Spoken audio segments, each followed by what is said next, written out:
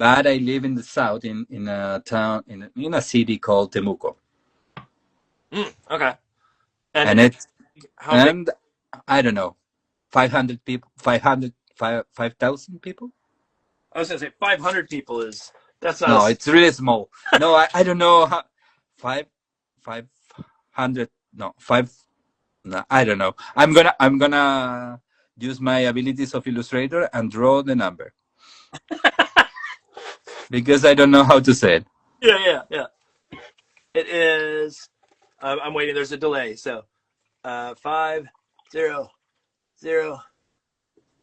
500,000. Yeah, There you go. 500,000, Yeah, more or less. gotcha.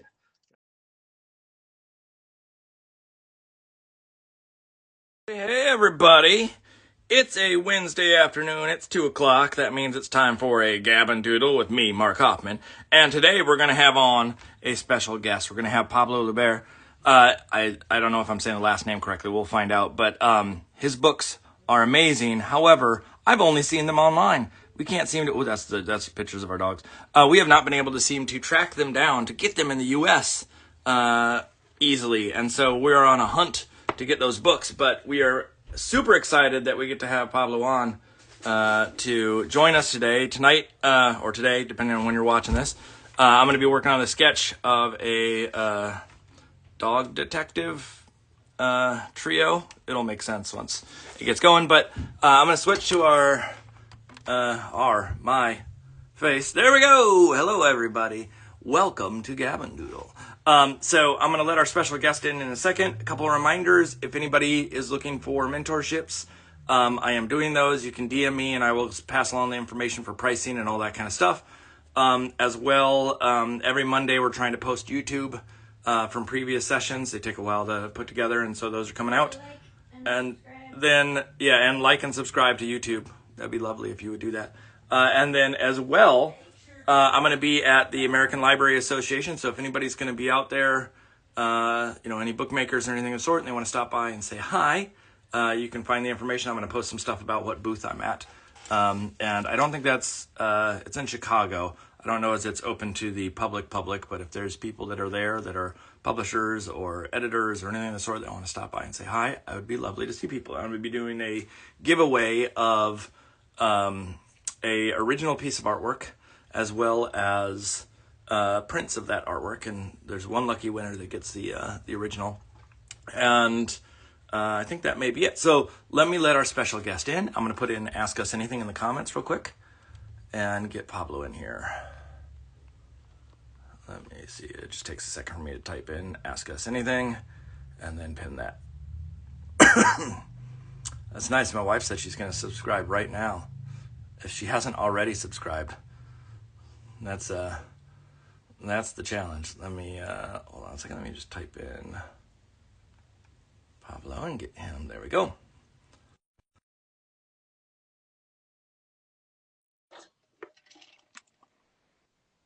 So the invite has been sent, Pablo. If you see it, it might be in your DMs. We did a little test run before this, so I know that camera is working.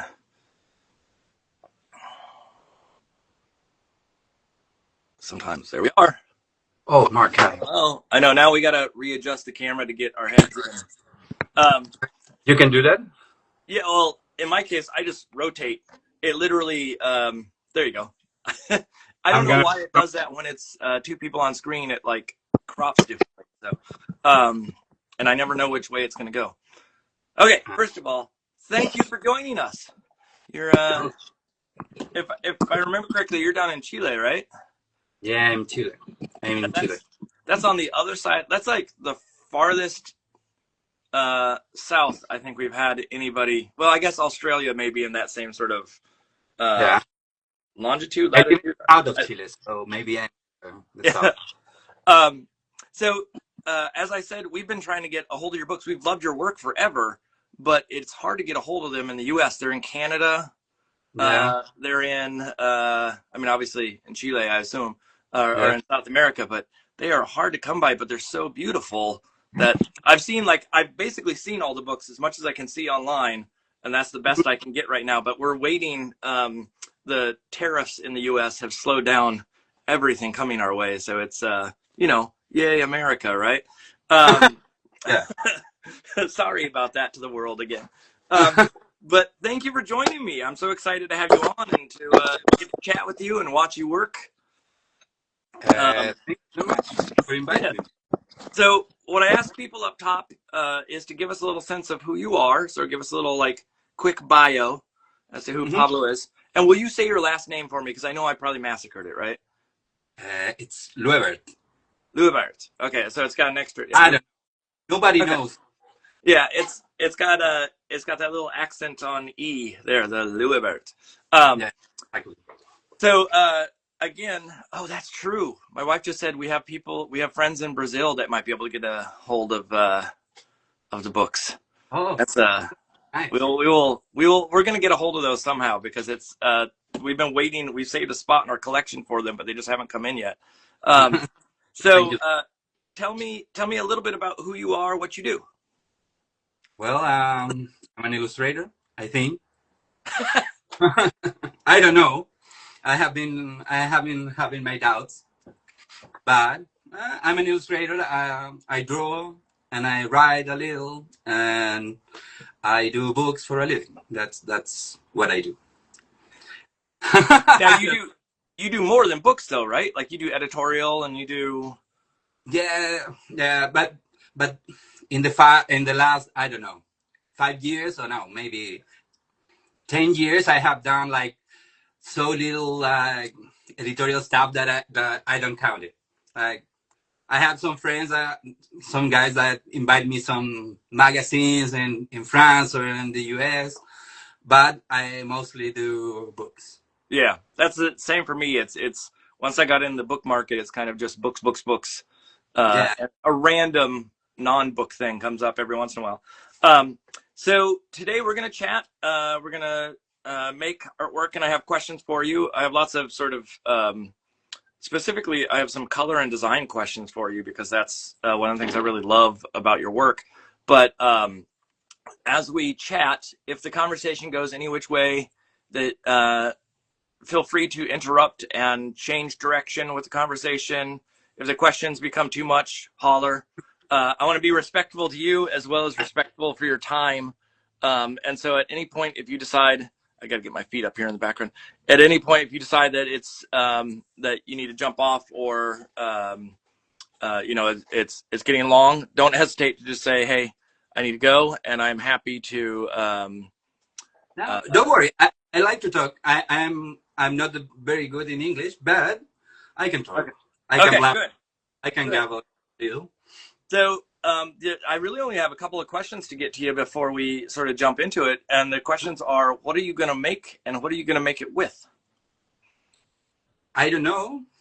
And I really like to work and of not knowing anything.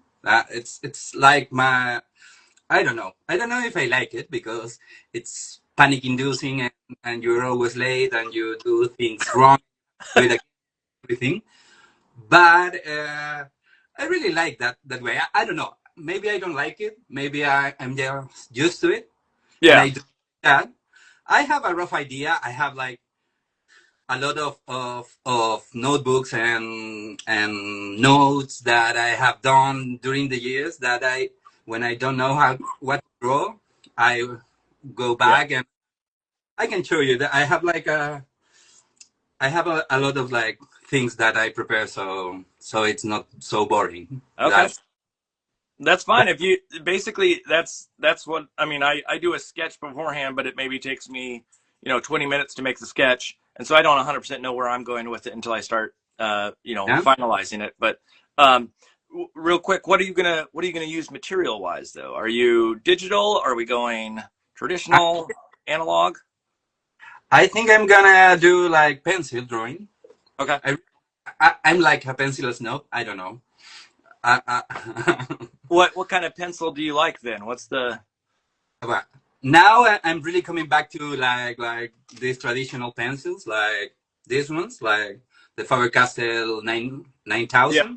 My Okay. favorite always has been, and now I discovered these like jumbo ones. They are like excellent. The traditional ones are Oh the yeah, yeah. and these ones are like jumbo ones, and I really love it. And And I so, sketchbook or is it fancy paper that you're working on? just a sketchbook. My work is super chaotic. That you're gonna see my sketchbook is like I don't know. I use it like the a second brain. Like I dump everything and try to like I don't know. I try to make sense of everything in the paper, not in my head. Yeah, Also, yeah.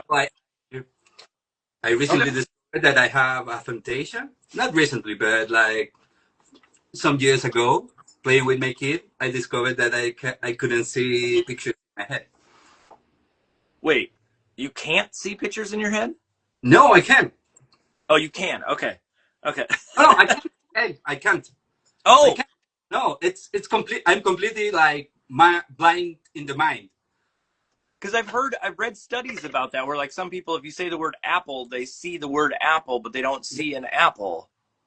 yeah. And That so, I discovered we were playing like with Lego, and my kid said we were like trying to figure out how to put some pieces, and my kid said, "Ah, but you have to rotate it in your head and move it around, and you see the yellow one." And I said, I can see anything. Like I just remember where it goes, and I put it, and she started laughing, and she started like, "Oh, come on, now everybody can do it and everything." And then I started asking my illustrator friends, and everybody can see pictures into their heads, but I can't. okay. It's And I what have like not so great reaction about it because I didn't know how to draw anymore. Like at that time, I didn't think about it. I just draw, and that's it. But then I start like questioning me, like, how am I an illustrator doing the thing that just do pictures and you draw something and you imagine in your head, but you can't do it. How you are gonna be a illustrator? How you have been an illustrator for so long and not know this that? that's So fascinating. Like I've heard of that study, but I just the because I'm so used to like I can see the thing in my head, I don't know how to not see it.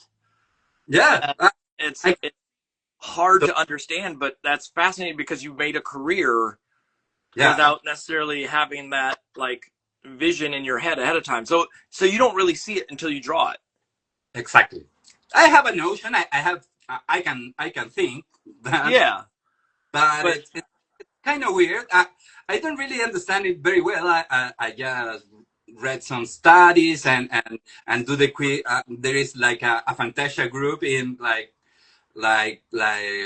clinical studies yeah. that age that you can do like a long test to see how bad your aphantasia is because it's like a spectrum, no? Yeah.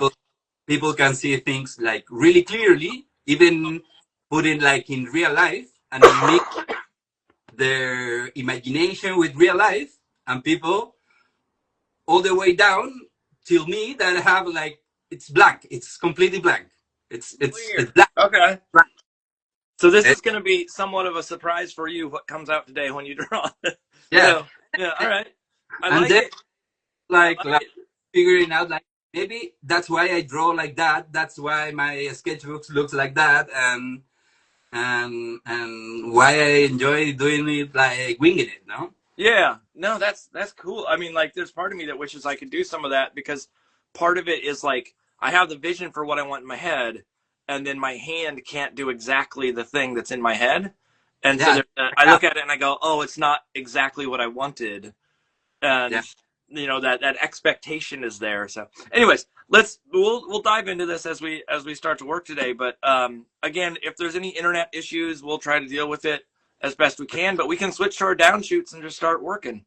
Yeah. I'm gonna. So I'm gonna do a little switcheroo here. So again, that's like I'm trying to wrap my head around that part of it, but I mean, That, you have an idea of what kind of thing you want to draw. You just don't envision it, right? Yeah, I have like a concept. Like I want to do like rectangles and I'm gonna do a duck, but I don't really know how a duck is, so I draw whatever. Yeah. So, but well, here it's my like it's in frame. I know. I Yep. can see I can't see the. Yeah, it's in frame. You're good. Yeah, there is a way to see it like in an iPad or something. Oh, I have an iPad up so I can watch. Yeah. So it's a delayed feed, so it's about a 10-second delay, but I get to see what's on or what the feed is putting out for both of us. And how I can access that? Here's live. I can see my own live. It's you get to see what's on or what the feed is. Oh, there you go. You got to turn down the volume. That's the only. Sorry. Yeah. Yeah. Here it is. So That's my cable. I'm gonna. yeah. Yeah. Again, it doesn't have to be perfect. We are not meant to be a like professional grade TV show here. So if things aren't 100%, that's okay. So I do want to ask you, sort of, give me a little history of you in the Yeah. sense of like going. I always ask because we're dealing with primarily kidlit stuff on the show. I always want to go back and hear a little bit about what you were like when you were a kid, and how much did books or art play a part in your life? Well. Well. Uh. For, I don't know how to say it, but I think that the thing that I most like in the world is books. Like, everybody like eh, other illustrations. So always says like that. Like I draw since like I have like 3 years old and everything. Mm-hmm. But I don't remember that. I didn't draw so much when I was a kid. Is that? Do you think some of that is because of the like the I don't want to say brain issue because that makes it sound like it's a negative, but because that vision, like the imagination side of things. No, I don't think so. I don't think so. I don't know really, but I don't think so. I really like books. I really like read and I fall in love with encyclopedias. I don't know how you say it in English. Yep, encyclopedias. That's right. Encyclopedias, and I really like there is like sorry, I have it like somewhere here, like the Golden Encyclopedia that Walt Disney like made. Yep. Yep. I don't know if I have a copy here. I don't know if I have it. Sorry. That's okay. So was it like you liked him because of facts, or was it like what was it about an encyclopedia that drew you in? I really like seeing the pictures in the like the definition and a picture of things that I didn't know what they were. So Okay. I just like here I have a book the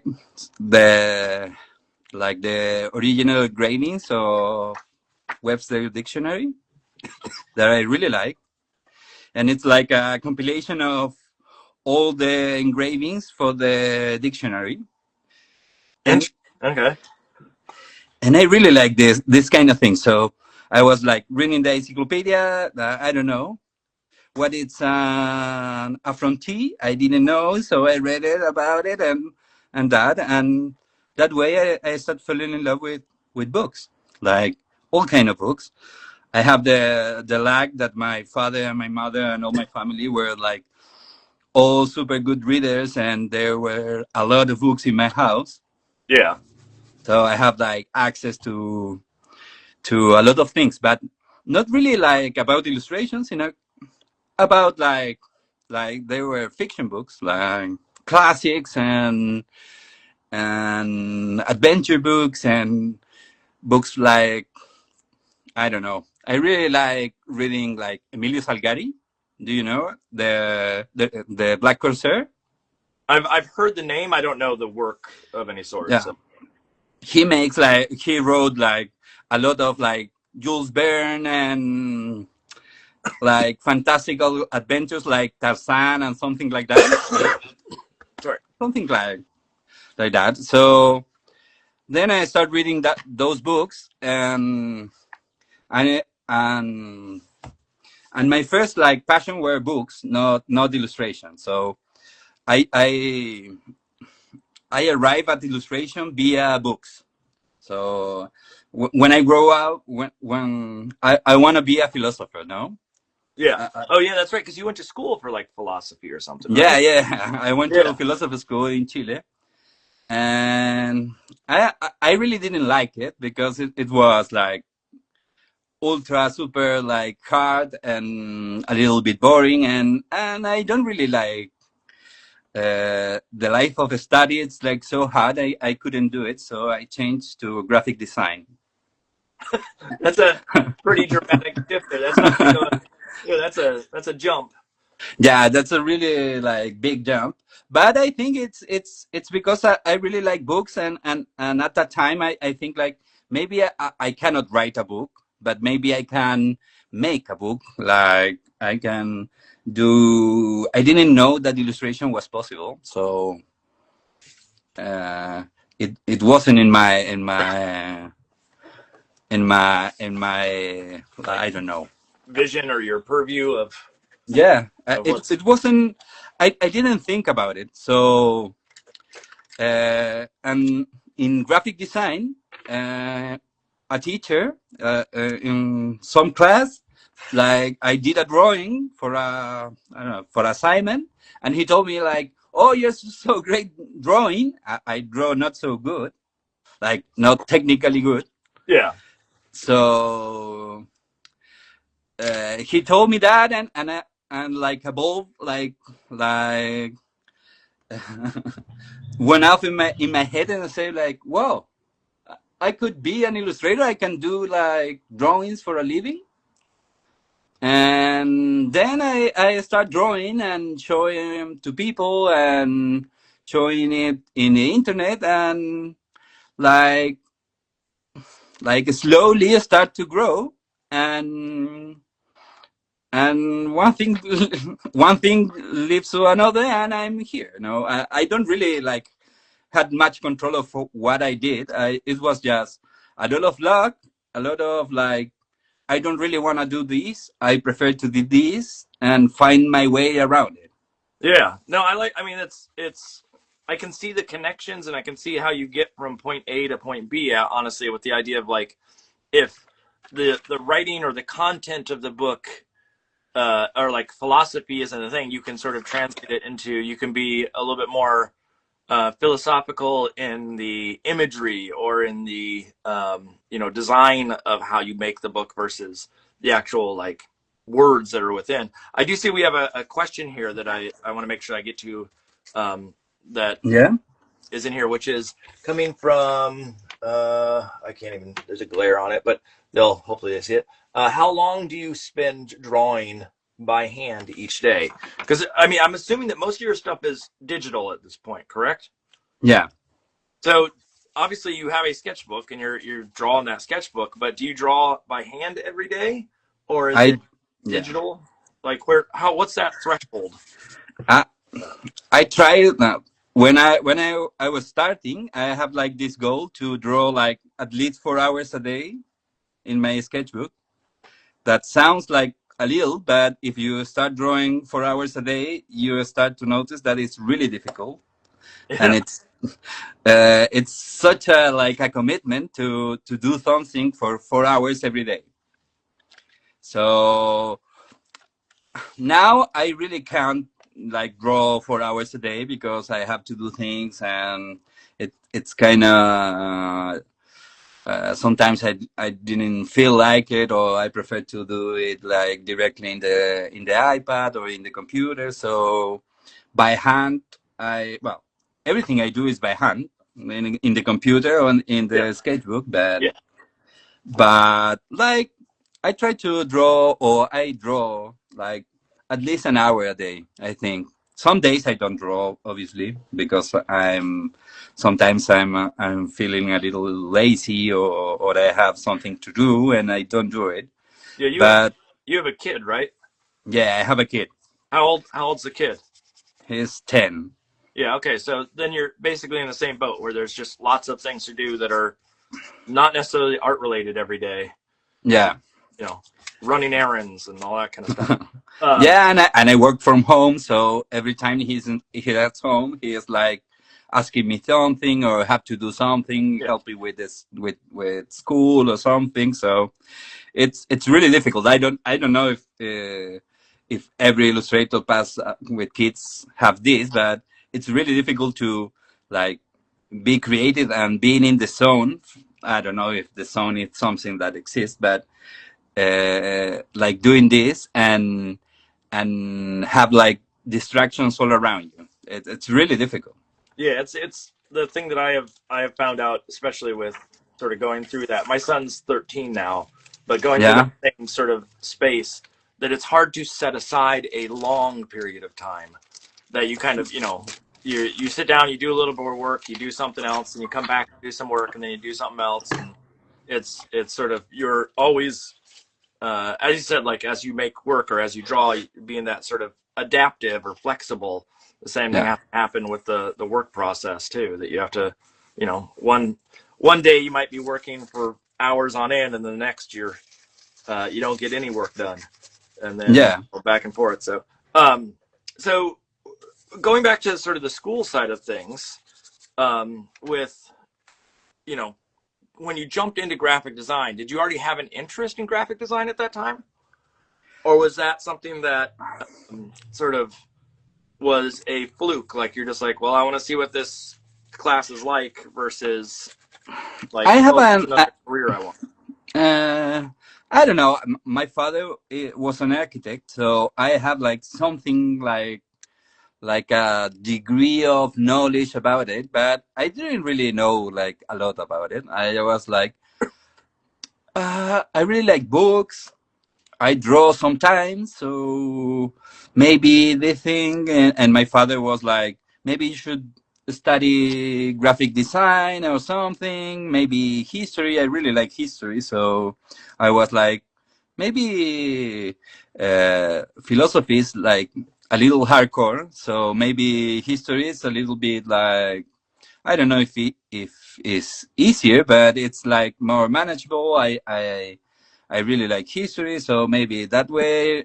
And I was like undecisive for a long time, and then one day I said like, "Yeah, graphic design it is." I mean, It was, mix them all. Those history books, the encyclopedias, architecture books, all those things have to go through being made into a book. So, yeah. So yeah, I started to really like that, like study about like the designers, the what how a designer it's made, and what is the, like, I don't know, what you do. And when I was studying, I was start like realizing that it's so big, and like it goes all the ways, like it's present in a lot of parts of the world. So, yep. and then I start like looking at my drawings, and I always thought like I'm so bad at drawing. I wasn't the best at drawing at school. There is always like a kid, like it's like Da Vinci drawing school, and it's like, and you feel so bad because you cannot draw like a stick figure. So Yeah. I really didn't like saw illustration like, or drawing. Like I think that I did. I just did it when I didn't want to pay attention in school, or I was bored in my house, or I think that that's the way I draw till now. It's like so doodly. Like I if I tend to fill the page and draw like like in the same page a lot of times. So I go back to pages and I start like drawing again and make connections with the other lines that I did like a year ago, and I start like finding things that I don't know, find interesting. Yeah. I No, I mean, again, all this like makes total sense now that you say it, and I see like there is some element of it that shows up in the work, in the way that you work too. Just the sort of I can see some of the hints of the history sort of showing up. I mean, my wife even wrote. There's two questions here. I want to get to these two questions real quick. One person asked about tracing paper for me, and it does wrinkle, but I like it because it's thin enough and it's cheap enough, basically. But the question my wife had was, has Pablo used his interest in history to write any books about historical figures or events? So, like, because you like this sort of, it sounds to me, and I may be overthinking this or you know reading too much into it, but it sounds to me like the factual or like things that are real or have how do I want to put it, like have the potential to have lots of details and things that you can discover. So Hmm. that's sort of a interest of yours as you move through this, you know, this crazy world of ours. Um, and have you tried to, as much as possible, integrate that into some of the stuff that you've worked on, whether it be writing or whether it be sort of doing illustration? Is that something that you try to get to show up in the work? I try, but I think I don't know. I don't say it like so clearly in my illustrations, but maybe it's because I'm looking like too close.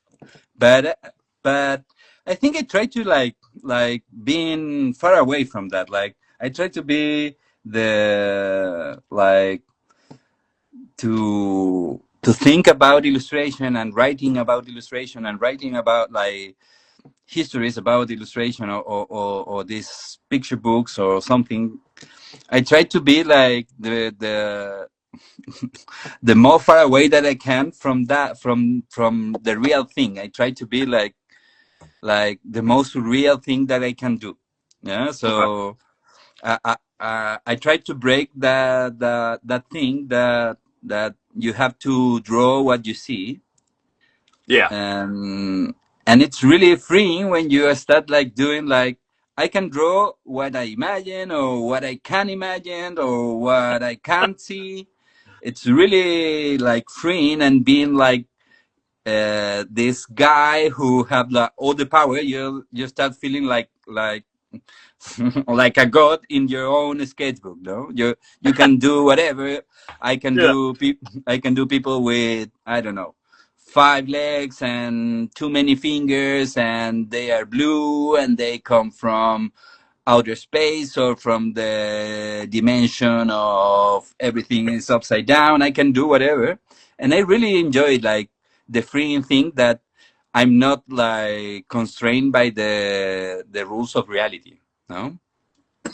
Yeah. That's, I mean, that's basically the reason why I love illustration is I have students who worry too much about like realism and trying to make sure everything looks perfect, and then they forget that they have artistic license, that they Yeah. have the ability to, you know, warp or change or make whatever they're doing um, bend to their will and take it into the fantastical. And at a certain point, and this may be a little bit of a broad statement here, but the idea of illustration to me is to go beyond what a photograph can do. And that idea of if you stick too close to um, realism or stick too, you know, too tight to that you effectively could just do a photograph and potentially solve it way faster Yeah. what an illustrator can. And it's not to say that illustration is better than photography of any sort, but there's like we have the ability to all of a sudden make someone floating just because we feel like it versus having to figure out how to rig up some crazy, you know, scaffolding or something to make that actually happen in real life. Um, Yeah. so with working on all the books that you've worked on over time, are there ones that you sort of look back and you go, um, these are the ones that sort of hit harder or are more in line with some of the excuse this terminology, especially after what we said, but some of the like philosophical or the tenets that you have for that idea of being loose and playing and things of the sort? I think that I'm proud of all my books. No, they are like they are difficult to make, and it takes a long time to do a book. No, Yeah. but but I think that the most proud that I am, it's a book that it's called El Mar. Mm-hmm. It's That's the about the sea. It's a Leporello. I don't know if it's Leporello. It's I don't have my books because I give it away as soon as the publisher send me the books. I like give it away to my family or friends and everything. So I never have like my own books in my house. So, but I have like a friend's one. Like this is I don't know if I can see it. Oh, this is too close. This is The Forest by Sebastián Ilavaca, who is a friend of mine, who's also a Chilean illustrator. And mm. when we did this book, he did the forest, I did the sea, and an Italian one did the mountain. That this is they are like a long one long illustration about like 3 meters of illustration about the mountains or about the forest or about the sea. And in that book I Yeah. went like super crazy about it, and luckily my editors like really like push me to do whatever I want and be as free as I can be within the constraints of this is about the sea. No, it's a loose constraint to do a book. No. Yeah, no, I love I mean, the fact that they're giving you that leeway and so much freedom in a book like that. I mean, I tend to think that's the goal in working in Kidlit is getting to that point where they just go like, make whatever you want.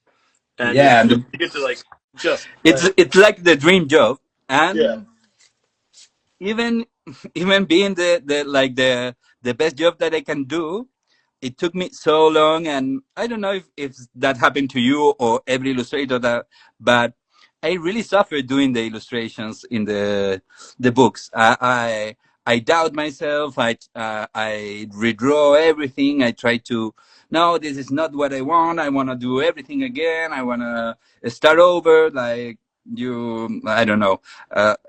Every time, like there is like 2 or 3 pages left, and I still like, come on, this is the worst thing that I did. I cannot publish this. I'm gonna escape the country. I'm gonna be like a new person. I'm not gonna be like an illustrator. I'm gonna like fly away and nobody have to see this crap that I did.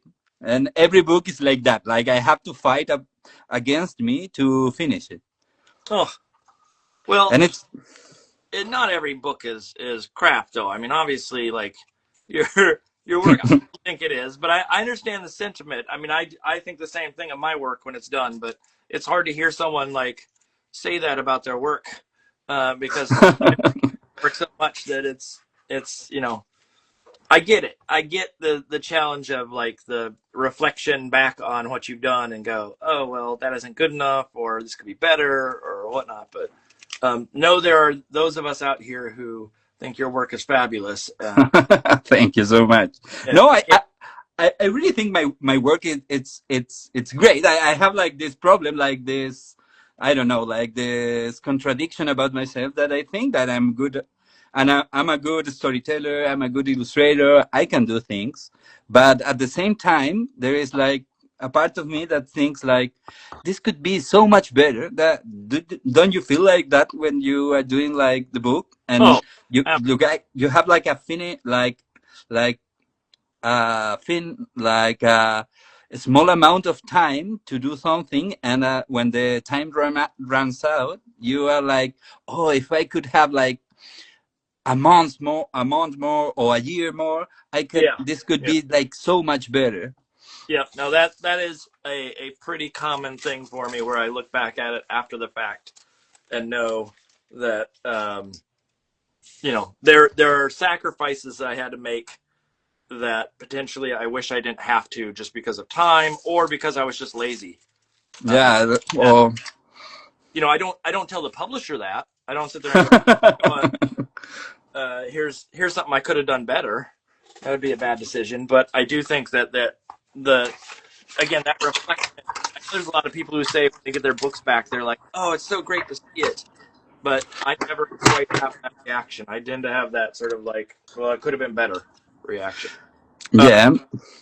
do you? And then Oh, after time, you start like get a little nostalgic about your books and the books that I did, like, I don't know, 5 years ago or 10 years ago. You start looking at it and say, "Oh, I did that. I didn't remember that I did that." It was, and you forget all the like the bad parts about the job, and you remember all the good things, and it's really great about that. The about the media of making picture books, because the at the at the end you have this book that is great and you work a lot of it and you put hours in of your life to do it, and then I don't know, a year, 2 years, or maybe like 5 years in the future, you start to see that this book is really great. I think I did a good job, and you start like to forgive you for not doing yeah. the best that you can. It's really great. It's there are like time machines, but with memory incorporated. No. I mean, the thing that I have learned a little bit, and someone stressed to me, and I try to hold on to this as best I can, and I'm not great at it, but is the idea that the book was the best for what I could do at the time, and you Yeah, know, looking that's back. what I tell my therapist. No. Yeah, exactly. That's it. It's looking back on it, it is a step. If it wasn't for that book, I wouldn't be where I am now. Yeah, And exactly. that kind of mentality, and it's hard to get your head wrapped around that, but it is, once you get there, it gets a little bit easier. But I won't say it ever goes away. There's a question here from Suzanne Gunnick. It looks like it says, "With the way you work, Pablo, very spontaneous and not planned. Do you still need to send sketches and a fully formed idea to a publisher? And if so, how do you go about this?" So, like, when you are sending sketches, is that something? Do you have to get really tight with your sketches at this point, or are you having a little bit of flexibility? And like, do they know that you like to play? And Yeah, at first was like it was a struggle to send, like I have to, because I thought like I have to do this illustration like 3 times the time that I think about it and I create it with the sketch, and then redraw it again, and then redraw it again with the correction. So mm-hmm. it was really a struggle because I, I, I was new in the thing, and I didn't know what the rules were. No, you don't know what other people expect of you. Yeah, So at first you stumble upon so many things that you think that they do in some way, and then start to realize that, oh, I have to send those sketches, I have to work in this, and the idea have to be clear, and you have to refine something to send to other people, because you want it or not, is it's about the communication, and if your illustration is clear. No. yeah. No, that I have the same thing where it's the idea of like you have to do it, but at the same time, it'd be lovely if you had a publisher that just said, "Hey, wing it completely," and we trust you. But But that's not the way the industry works. They can't do that. That's not, they have to report to their boss and yeah, this is what's going to be handed in. And if you come in with something that's completely absurd or the wrong direction, we're in trouble. Um, yeah, so, but oh, go ahead, I, please. I don't really do that. I have when I'm doing, like, I don't know, drawing for myself, I can do this, like being so loose and do whatever. But what I do really, like, to answer the question, and not like do this like answer about like the meaning of life. uh, You're a uh, philosopher. You're a philosopher. You can do that. yeah, but Yeah. but you have to like answer something, no? But Yeah. uh, I have to do sketches with the time, I have become more loose with the sketches, and with people that I have worked like a long time, they understand that I do this like a small thumbnails that I send, and if they work in these little squares, they are gonna be okay in the big picture.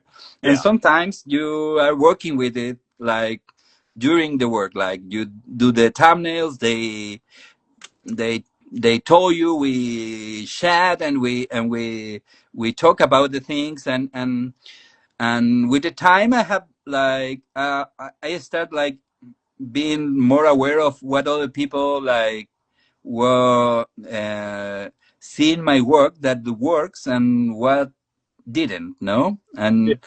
And you want it or not, you start changing things about your work that start to align more with what other people do, what other people think about you. And you struggle about it. I have a struggle about it, like being about like I want to do this because everybody think that I'm a good illustrator, or because I enjoy doing illustration. And sometimes it's one, sometimes it's another, but you start like seeing the world like your work like it's part of a business, and you have to be like responsible. And sometimes I'm not super responsible. I cannot be. I forget a lot of things, and more times than not, I'm super late to work. I start like inventing excuses about like, I don't know, my dog is really ill. I have to go to the veterinary. I cannot do this. I cannot do that. So you start like try to like mold your work around what the industry needs, no? Or when someone like told you, hey, you have to, I don't know. In the books, it's different because it's more or what I like to do. It's more I don't know how you say it, but you do it in group, no? You say something, you show something with illustrations, and the writer says, "Hey, Oh, I really like that. I didn't think that was this. I'm looking for something more dark or something yeah. more The blue or something."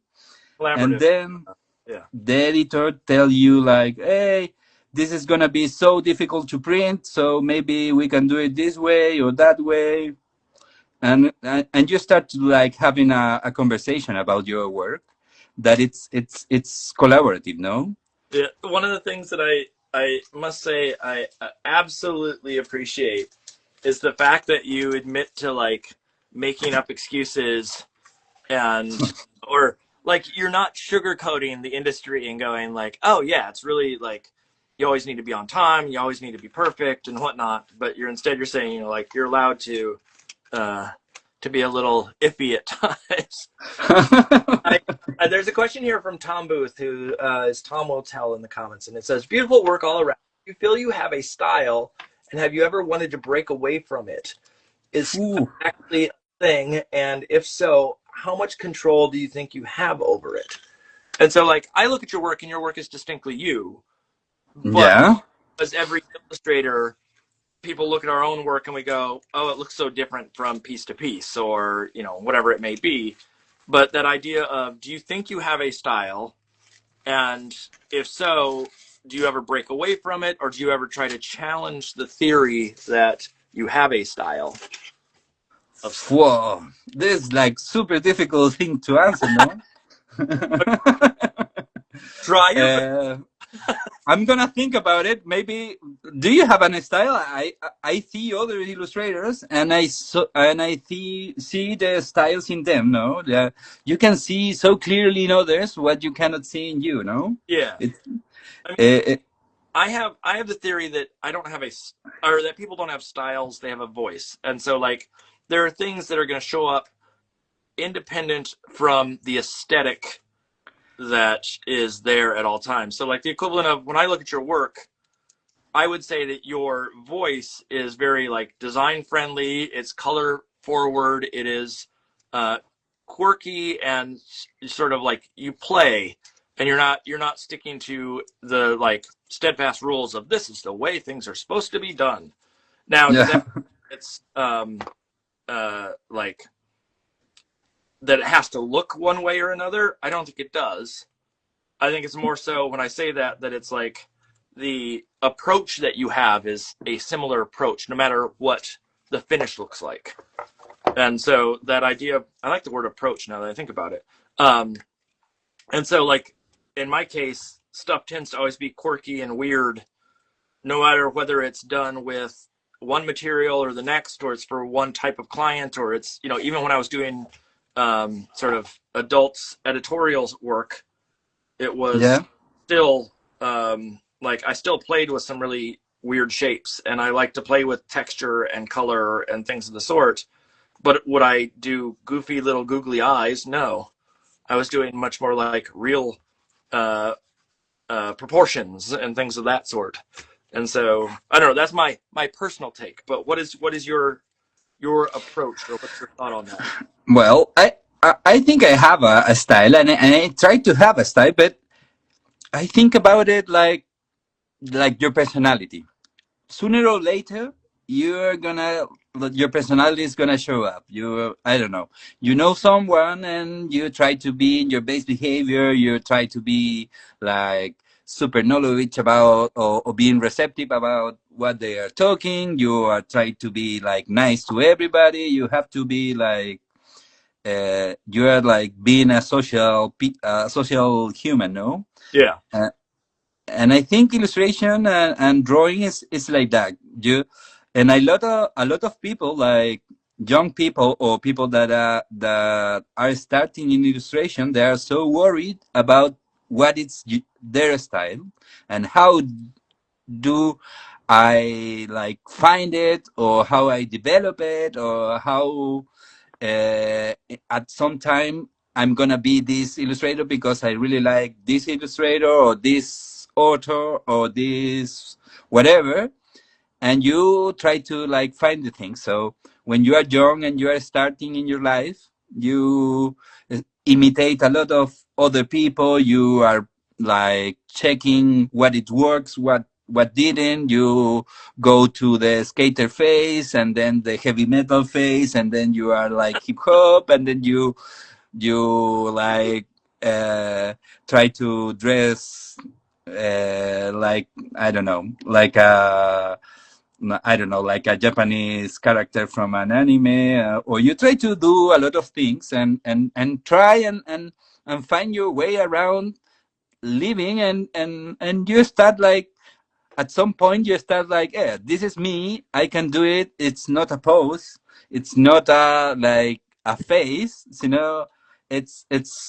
it's me expressing myself through my personality, my clothes, what I like, what I didn't like, what I like about people, what I didn't like about people. And an illustration thing, I think, is it's super similar to that. And I think every style is just the personality. If it's honest, it's the personality of the author, like coming out. No, Yeah. like I I'm really an overthinker. I tend to like be an erotic person, but I'm also really enjoy laughing, and I really enjoy like the abstract and the quirky and the things that are misplaced in the world, and it, all of that start to like seep into how you draw. Now, sooner or later, your work start to like being what you do and what you are, more and more. And when you are young and when you are starting, you are searching for that thing, and it's really stressing because you are trying to be who you are, but you don't have the tools, or do you don't have like the experience necessary to be what you wanted to be, or what you are, no? So let me ask you this question then, because we're talking about that idea of like your style naturally comes out, right? Yeah. Whether you want it to or not, it's going to appear, and it might appear early on in your career, it might appear later, and I will advocate what you're talking about there, the idea of like at a young age, it's absolutely okay to use other people as your starting point. And, you're going to be influenced by people no matter what. But I'm watching you draw, and there's one thing that I absolutely love, and I would love to know sort of how much thought went into this little bit that's on the page there, which is the figures must be their left arm, the one that's holding the little spiral. Yeah. It looks like it has two elbows, which, you know what I mean? But I get that too. And part of me look like every once in a while I'll do things where like the proportion is the wrong proportion, or in a case like that, like the arm is too long or it bends too many times. And I absolutely love it when I do that. And I'm wondering, for you, was that a decision that was like made on the fly? Was that something that you like to do, implement into your work periodically of just, oh, I'm gonna see what happens if I, you know, make a bend there that naturally wouldn't be there? Yes, it's totally like arbitrary and really conscious. No, I'm really a contrarian in this life. I try to be like in the opposite side of the other people that is talking to me. And at some point, all the people, I remember I did like an illustration with, I don't know, it was a monster that have like 8 fingers. And the, I don't know, the people that like the illustration was for, they start saying, but this looks so wrong. People have like 4 5 fingers and it's not look right. People are gonna be confused. And I thought like, but it's an illustration, it's a monster, it's not a human. Yeah, You can yeah, do whatever. And I think, I don't know if it's that point that I start doing it, but I start like figuring out that I can do whatever. Who cares if the guy have like 2 elbows? It's not really important, and it's look funny, and also helps you like. I'm really a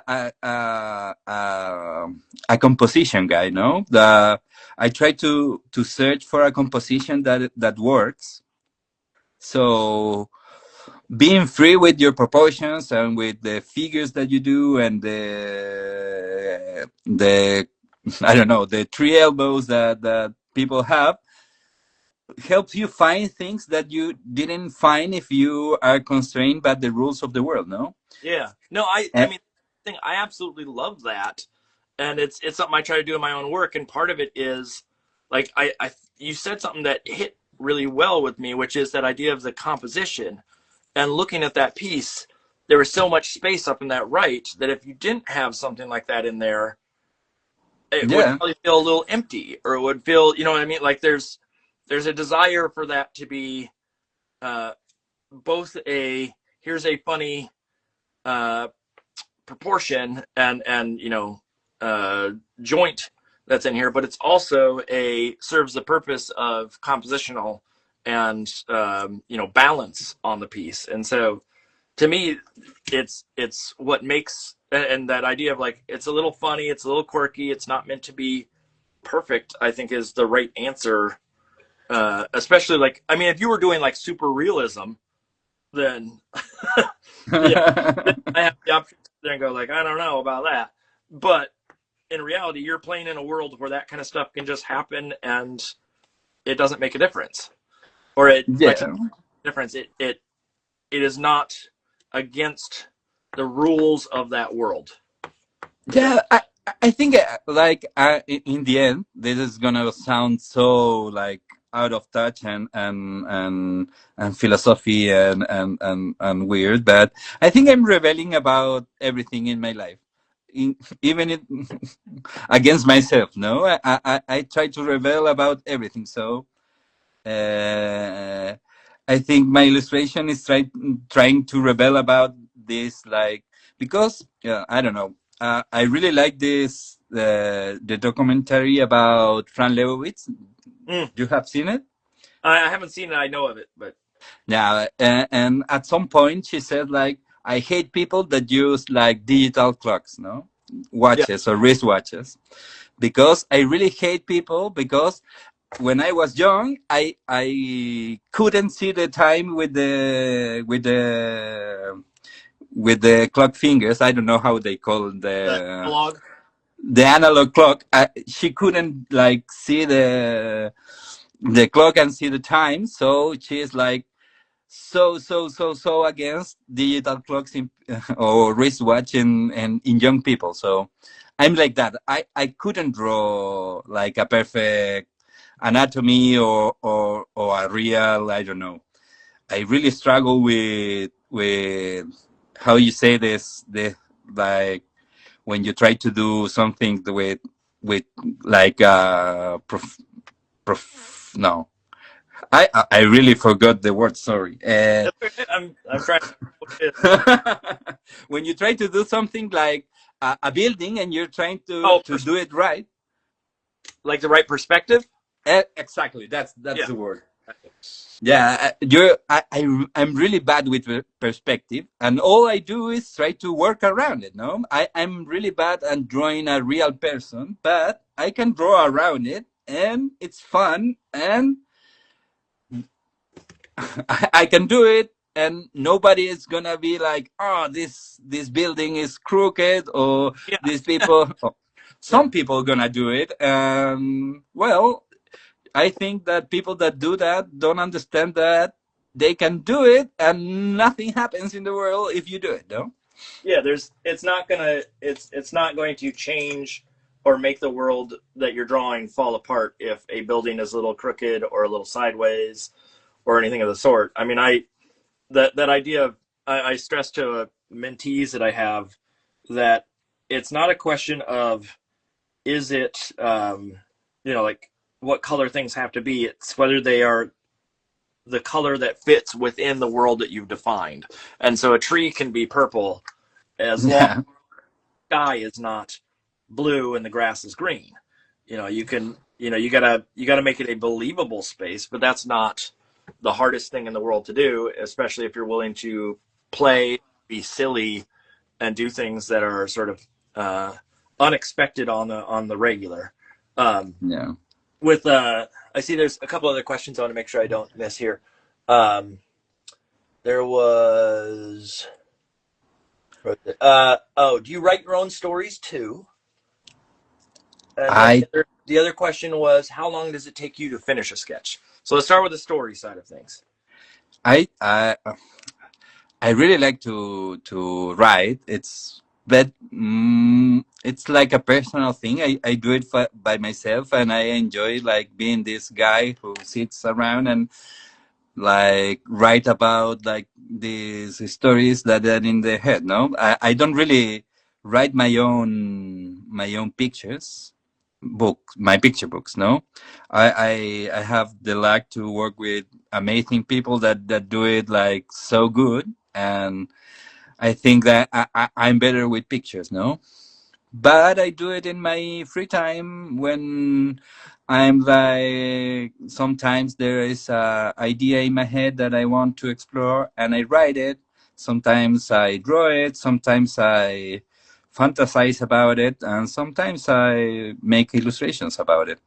And I think that every illustration that you do, every drawing that you do is a small story in code. No, it's waiting to be decoded by the people the that encounter in life. No, and so I really like to think that way. Like illustrations are little stories coded in drawing. No. Yeah. Is there when you because of that idea of at the beginning, for those that didn't hear, that you can't visualize in your head before you actually make. Yeah. Is there some sense of like story that's in your head when you start? Then is there, what I mean, like in the sense of what? How do you sort of like development of the idea then as you work? Is that something that you struggle to? Um, I think more than a story is an idea. It's something that I find interesting. That I think the like my best, I don't know, my best skill is to look around and see things. That I think that's an overrated skill, no? To be observant of the world.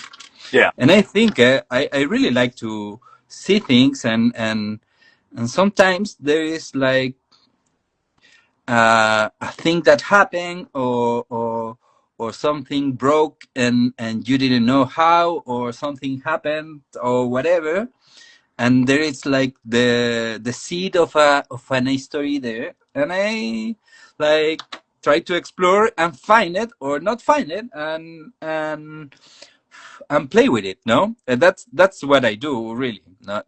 Not I'm not like, here's the idea, I have like all the steps that I want to do. I want to do a guy with pants that look like lighting, and a bird that it's in the Yeah. his shoulder. I don't really know anything, but I have like an idea. I really like this, to draw these guys, or figures with long legs and huge feet, and birds, and see what I can find in this. No, when I'm drawing like for fun, like now, it's really like, I don't know. I'm gonna move the pen in the in the page, and I'm gonna find something, and most of the time they are terrible. No, I can show you. Oh, I try to not be so precious about my sketchbook. I really envy these illustrators that have like the most beautiful sketchbooks, and I hate them all because they can draw a picture in their sketchbook like with watercolors, and they are like perfect, and they have like so many details, and they are emotional, and they are funny, and they do this in this perfect immaculate sketchbooks, and I really, really, really hate them because I cannot do that. I try to be like this guy who does illustration, and do things like really nice, and do pretty things. But most of the time, the drawings are ugly and deformed, and I try to like be in that, like, in to enjoy that, and see the beautiful things in the ugly things that I do. Yeah. I love. And most of the time I'm drawing like, I don't know, here is I wrote like a skate challenge. I don't remember what that is. Probably from a movie that I was watching, or something about I don't know. I think I wrote, look at on. I was looking a basketball game with at night, and I was drawing about it, and I wrote Luka Doncic and Wemby, and the things that I'm doing, they start to like seep into the drawings. I Uh, absolutely appreciate the level of candor and honesty that you are putting out here, in the sense of like, and I don't necessarily agree with all of it, like the idea of like everything you, or a good chunk of it is crap. I think a good portion of everything you do is wonderful, but yeah, I agree with the sentiment, at least, that as an artist, we all go through this, like, not everything's going to work out in some capacity. The reason why I say that is I think you're working so. I don't want you to. It's hard. It's hard for me to sit here and go like, oh yeah, your work doesn't look. That, yeah. I don't want to sound like that. I'm this like happy guy who is like tormented about what he does and everything. yeah, I'm trying to have a good time and do things that I think that people will enjoy, and I'm gonna enjoy. And to do that, you have to like travel this path of doing some things that are not so good, to end up in something that, hopefully, if yeah, you're lucky, it's like a marvelous thing that other people can appreciate, and hopefully like change them in some way. No, yeah. it's what every picture book is trying to do, what every illustration is trying to do, is like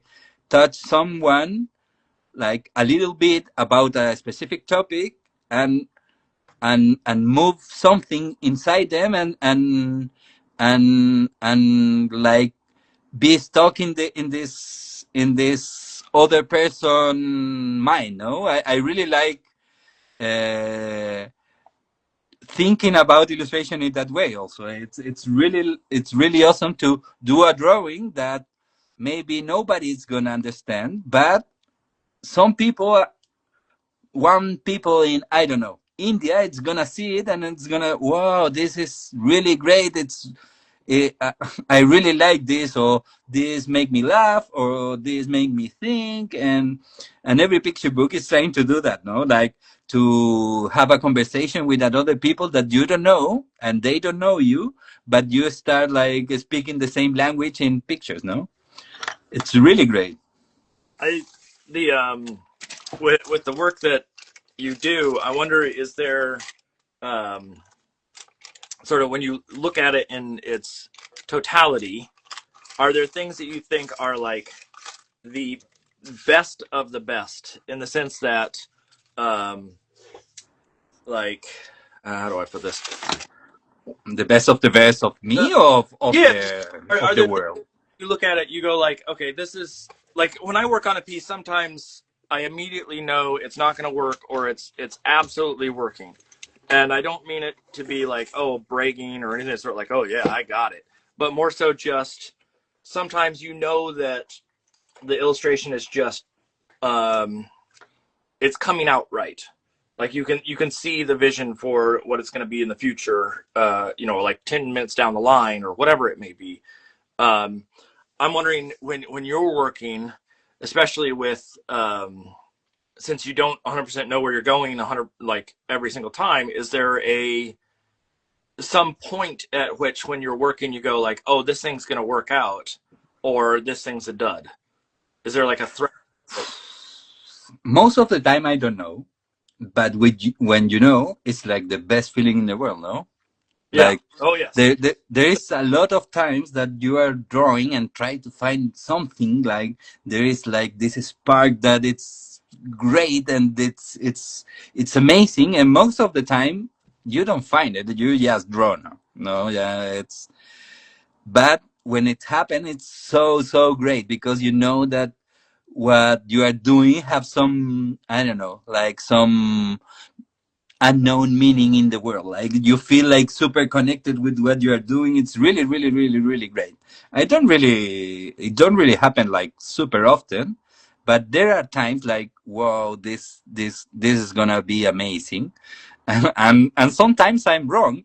That's it's really annoying when you think that this is gonna be like amazing, and end up being so like not great.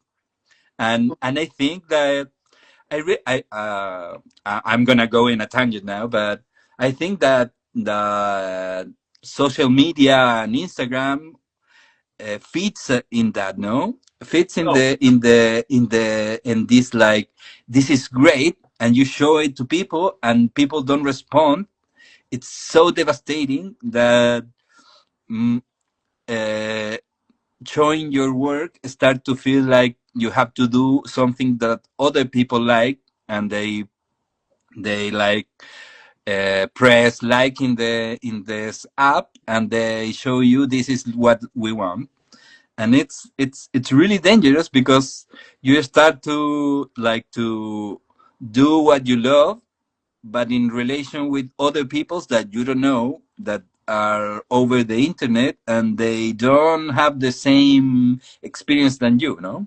yeah, you start to bend to what they want versus what you want.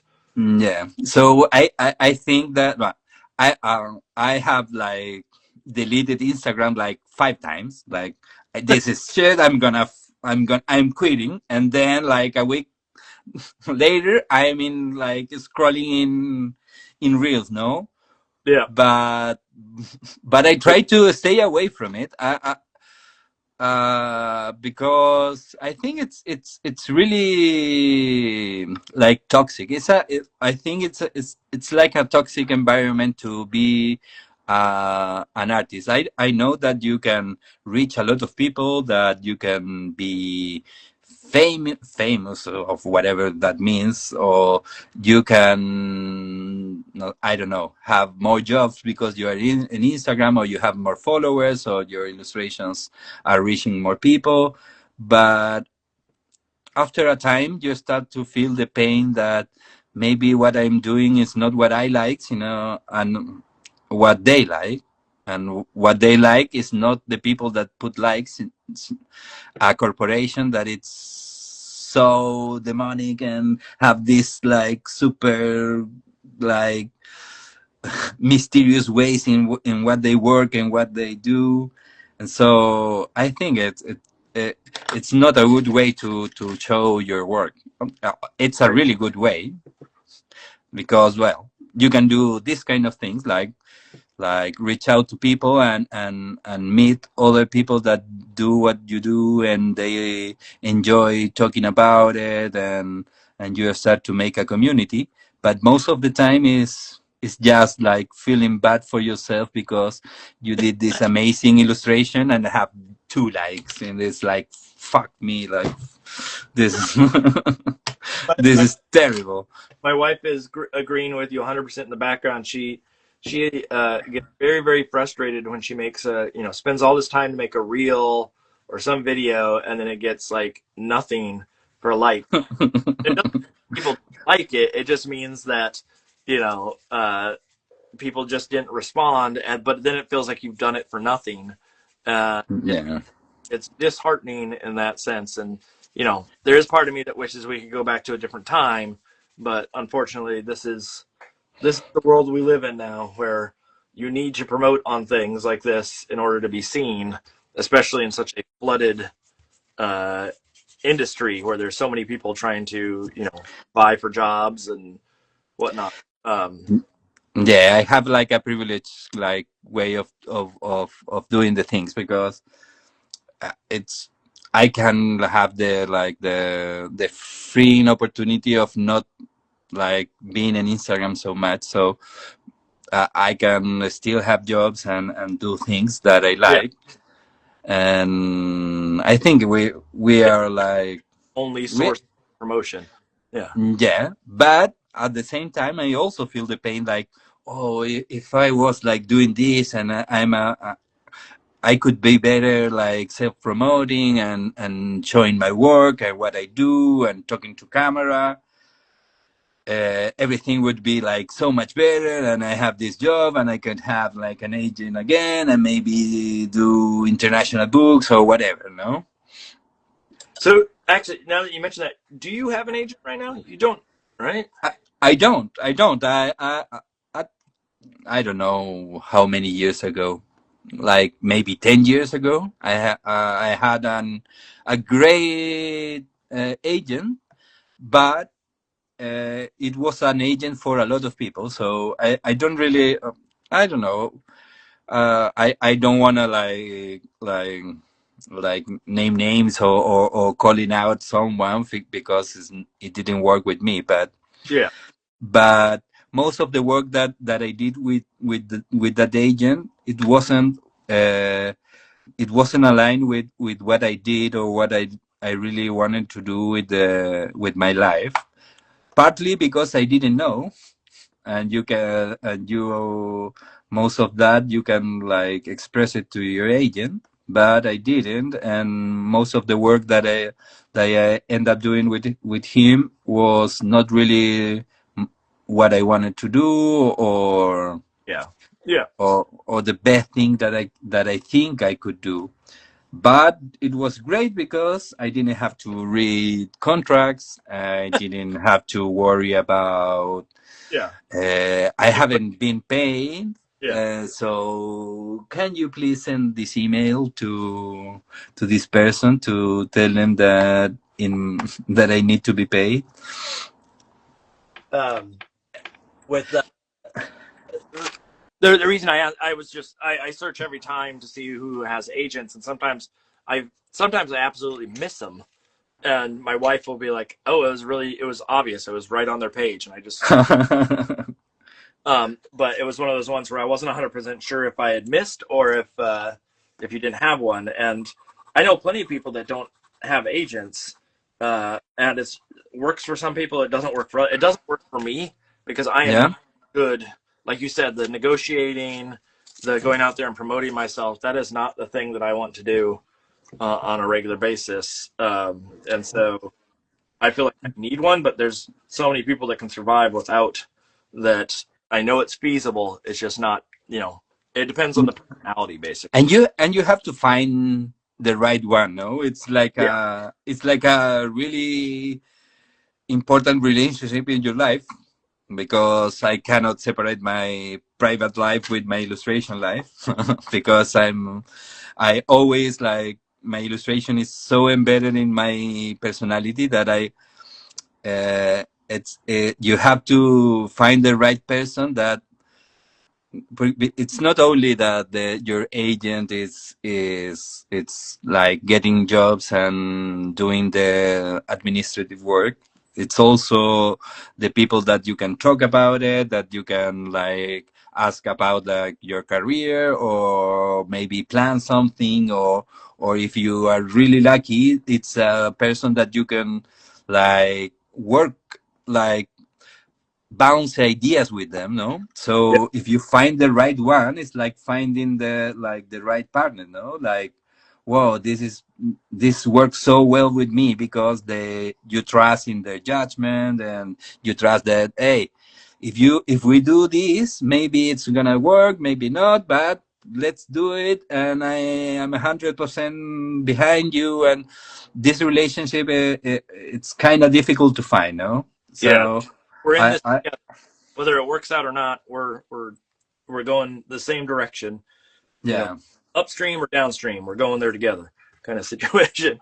Um, Yeah, and sometimes that's work, and for me it didn't work. I think it because of me, because I was super picky and I wanted to do this thing, and I have like this offer to do another thing, and I didn't really have the super, I don't know, I was shy and didn't ask, hey, I think that's too little money, or this is not what I wanted to do, and I end up doing things that are in a tight schedule, or I don't really like doing, no? yeah. So because of my own insecurities, I end up doing things that I really don't want to do.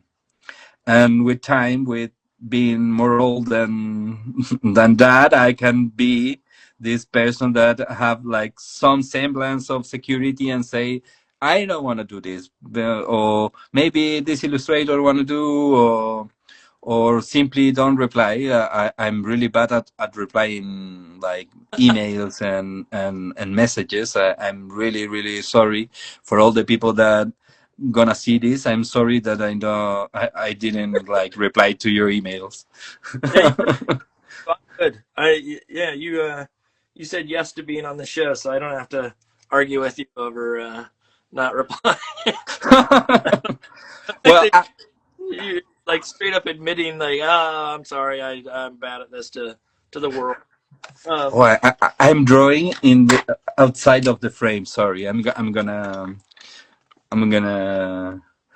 move the camera or something. But no, that's okay. I'm sure that I'm probably periodically shifting away from the camera too. So, um, tell what me. are you doing? What are you doing? So I am making a piece. I've been trying to play with specific like design things recently, and I've enjoyed stacking animals for some reason. Don't ask me why. Uh, so I don't know if this is just a cartoon trope that I know of, or other people know of people trying to be an adult by sitting on top of each other, um, Yeah. and in a trench coat for whatever reason. So I made a dog detective that's actually, it's a detective that is three dogs pretending to be a human, but themselves in a trench coat. And so he'll have a deer hunter hat and stuff on. So I don't know if you can see this on screen, Yeah, I'm but seeing. I'm seeing. yeah. And so it's three dogs and a little girl that's trying to sneak them into town to solve a crime. and some cats in the background that are confused. And every time I do these, I don't know 100%. Like you said, I don't 100% know where it's going. I play it out, and sometimes it works out, sometimes it doesn't. It depends on the day. Let's put it that. Amazing. And you always work with like a little sketch and then do your collage. I cannot do collage because I think that my brain doesn't work with collage. Oh, it took me a while to figure it out. And I understand, especially if you like to be spontaneous. The challenge that I have found is you have to pre-plan a little bit what layers you got to do. So when I did the sketch, I had no idea how I was going to put this whole thing together. And now that I'm making it, I have to think like, oh, I got to put this piece down, then that piece, and because you can't really go back on top of it in the same way. There's an order in the apply. It's a little challenging, but I do like the idea that like I don't know 100% what shape I'm going to get until I get the scissors out, and so my sketch is never going to match the finish. Like in fact, I got an offer for an illustration gig. Well, not an offer. I got a chance to bid on a sort of advertising promotional thing, and one of the things that had me worried was they basically said that it's got to be really tight and there's not a lot of wiggle room to goof around. Let's put it that way. And my first thought is like, oh no, that's not for me then, because I need to goof around with the making process. And I'm sure it would be the same thing for you, where it's like that idea of if you put too many limits on it or too much structure, all of a sudden it's like I don't know how I'm going to accomplish this thing in some Yeah. full manner. And I'm sure I could. I'm sure you could too, but at what cost? At Yeah. what point do you go like, oh, this is just too much for me, or too difficult, or I'm really struggling with this idea, or they're asking for everything. Like and one of the issues that I had was they wanted it layered, like layered files, and I can do that, but I also work traditionally, and so I'd have to really rethink how I apply all my materials so I can do it in like separate pieces. So then they would have a layered file after I cut everything out. Wow. Is that worth the time and effort becomes the question. I don't know. I think it does. It does until the headache hits, and then Yeah. and then you start. but Um, but it doesn't happen that yeah, like you pay something wrong and you are like, oh, come on, this could be so much better if this was like that, or you just yeah, fine and go with the flow and but I'm in the same. I like the same thing that you like, whereas I like the challenge. I like the idea that if I put something in the wrong spot, or if it is slightly the wrong size, or whatever it may be, then it's my job as the illustrator to figure out how to adjust it to make it work. yeah, perfect.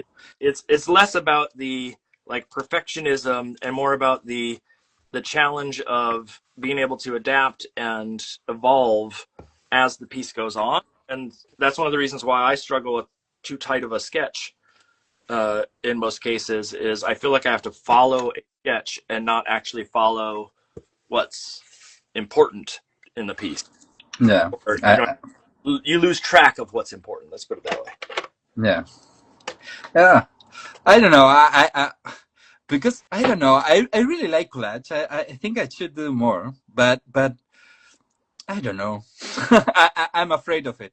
I'm just a drawer. I think people are cutters and drawers. No, people who edit their work and be so meticulous and kind of find a way in removing. And I'm more like I'm just gonna draw and what it is, what it's what it is. I'm really like into this thing that maybe I should like like I don't know, like to shut out my brain and start like maybe I cannot figure it out. I'm gonna figure it out with I don't know, with intuition or something. And it's really difficult. By some way you are like so trained to be this person that have to be like in control all the time. Well, here's the thing that and forgive me because I may be sort of uh, making a counter argument to Yeah. that. as I do collage, one of the things that I found was I was trying to be so loose with my paint and with my drawing and trying to be sort of organic, and I was having to force it in some sense. And then when I got into collage, I realized that it automatically was doing some of that for me because I choose a scissor that's not as accurate. So I use these clunky, they're actually shears, and so I can't get precision. And so all of a sudden I'm getting shapes that are sort of unknown or surprising to me at the last minute, and then I have to somehow adjust to it on the fly. And so like it actually, I think, makes the work looser in the end than Perfect. if I did it with paint. Yeah, that Now, makes sense. that may not be true for everybody, but Yeah, for but me, it's really what I do is it's to like sometimes when things are not working, I try to grip the pencil really far back and yep, not have so much accuracy, and I really like the illustrations, the drawings that I do with when I don't have so much control about the what I do. yeah, And I really enjoy the quality of the line that I get, and but always I forgot that I can do that, and I don't know, I have a lot of pencils, like every people like who draw have too many pencils, and sometimes it's not a good thing, but you only use two or three, and I have like so many, and I can grip it like in so many ways, and I can make so many decisions that you forgot, and you start like doing things like kind of like I don't know, like mechanically. yeah, yeah. You just get in a rhythm and you forget that you can play and be goofy of some sort. We had when I was in school, we had a professor a drawing teacher, who required everybody to hold crayons in between every single one of their fingers. So they had four crayons in each hand, and they had to draw with both hands at the same time. And so it just became a scribbly mess for the most part.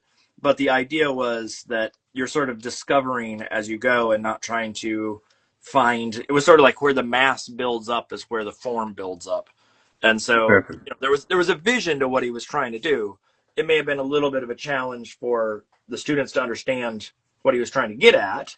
He may have gone about it maybe a little bit backwards for some of them, but it's still that idea of um, that approach of like forcing the hand to do something that it doesn't naturally um, tend to gravitate towards. I think is a justified reasoning. And so like that idea of you playing with how you hold the pencil is the same concept of, you know, hold it a different way and it forces your brain to think a different way essentially. Uh, Yeah. so um, I just want to make sure I'm oh, someone just said thank you for the inspirational sort of conversation already, so that's great. So tell me a little bit about sort of outside of art. I mean, this is I say it sometimes because we have people from all over the world, but this is Cultural Corner. You're down in Chile. Yeah. Are you from Chile originally? Yeah, I'm from Chile. Is that now with I mean, obviously your English is pretty darn good in my mind. I don't hear any issue there, but like was that something wherein you're learning, like do you know a bunch of languages down there because of the industry of books? Is that something that you grew up with, where knowing a lot of concepts and whatnot is because of sort of having access to so many books from your parents and things of the sort? I don't know. Well, I really struggled in English, and because I was in a like a private school in Chile. Chile is it's really weird because the economic like distribution of money it's really unequal. No, Yeah. people some a lot of people have like not enough money, and four or five families have a lot of money. No, Yep. so there is like a disparity there. and I have the luck to be like all the privilege that being like in the part of like born in to have like the luck to be part of a private school, to be educated like with the best teachers and everything. So I'm really like super lucky into not everybody have that privilege. So I'm super aware of that. But in school, I went terrible in English because I couldn't understand anything. Well, So then I start like I think when I start like I really was in a phase that I really like anime. Like most of people like that draw anime is like a super like anime and manga were like super inspiration for me when I was kid when I was a kid. So I was like super into it, and you couldn't like for most of the mangas and anime that was out there was not very much in Spanish, no. okay. So I start learning by myself.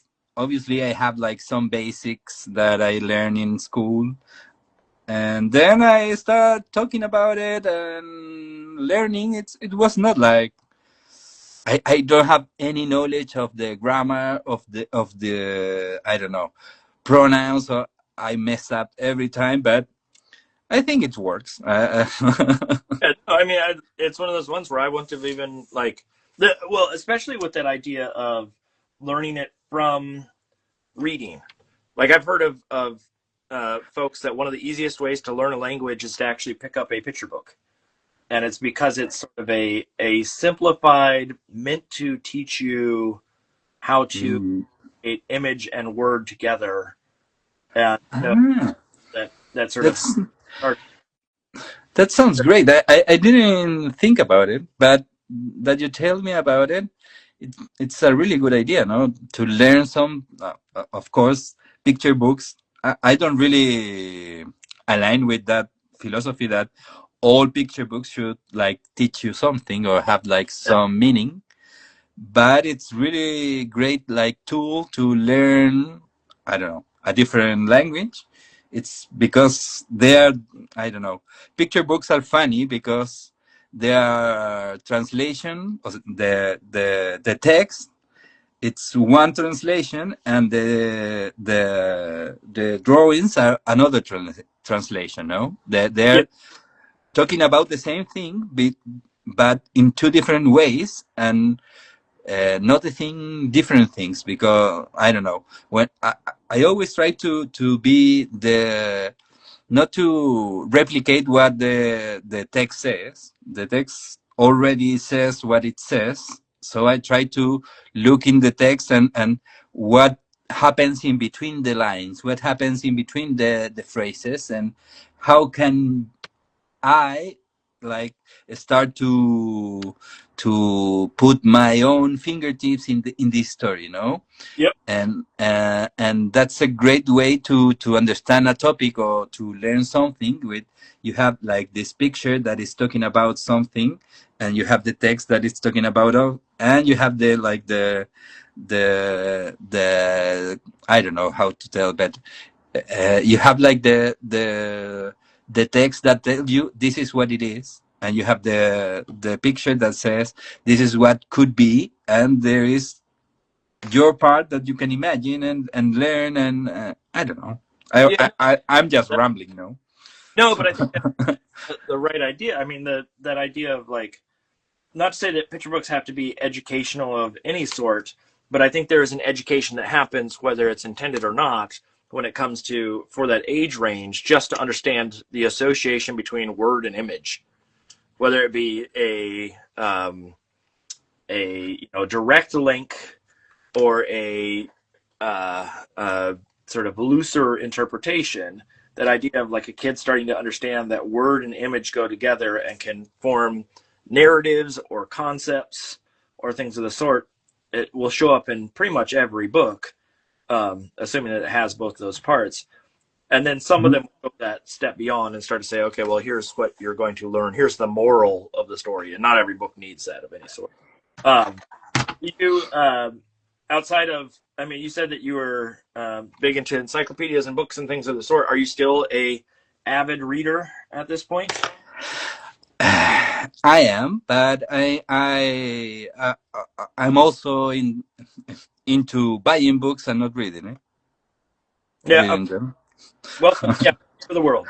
There you go. That's Yeah, I think that's a common problem for. I think any book lover really has not read every single one of their books. There's yeah. on our shelves that have not been read at this point. Uh, Probably Yeah, and most I of buy them. books because the covers are great, and the book is so bad that I regret it. But at least I have like a great cover. Yeah. With Uh, but yes, I try to read. I try. I, I read a lot, you know, but not all. I don't know. I try to read a lot with my kid, like to Yeah. read out loud. Like I'm really fascinated with this. Like I'm with telling a story that other people like. It's like doing illustration, but with your voice. It's kind of great. It's one of the joys of having a kid. It's for me is to read books with them. No, Yeah. Yep. it's You're still at the age where you're reading with them, right? Reading with your boys. we are like switching. No, he really likes to hear me read the books, but he also start to like develop his own taste and choose that this one I'm gonna like read it by myself. I'm gonna read it out loud to me, or he's gonna be like do this without me or whatever. No, Yeah. the That's he's like starting to to be his own in this and try to like liberate from me from my oppression that I'm gonna decide what book yeah. it's gonna be read. No longer is dad in charge, right? The Now, the same thing. My son is at a point where like he reads his own books, and I think my wife still reads with them every once in a while. But it's it's he has a interest in things that go beyond my interest or my I guess interest. But I don't. I read picture books only or news at this point. I want to listen to that on a regular basis. Um, and so he reads a lot on his and it's lovely, but I don't know yeah. if I read. Oh, sorry. This it's like cutting out and didn't hear the last part. Oh, I was just saying, like now that he's reading his own stories without necessarily, having to be read to of any sort. It's weird because I feel like I don't even know what we'll go through a bookstore and he'll be like, oh yeah, I read that. Or we'll be and it's I'm proud that he read it, but it's one of those things as a parent, I'm like, oh, I kind of wish I was there to go along with those stories at certain points, or to be part of that equation of some sort. Yeah, you start to miss these things. I'm trying to enjoy like being a father and being with my kid and have like an amazing relation with my kid. It's something that I think that I try to achieve every day. It's really hard, no, Yeah. because it's sometimes kids are kids and they don't. My kid is start to like being like his own person and he sometimes like go to your room and go draw. I'm gonna be alone. Don't be with me. And I wanna spend a lot of time with him. And I'm being chastised from his world. Oh, Uh, because I don't know. It's something natural, no? oh, it is. It totally is. It's one of those things where, like, as a parent, you look back and go, "Oh, I was there the whole time." Although, you know, not all the time. Let's put it that way. There's times you need separation. Um, Yeah.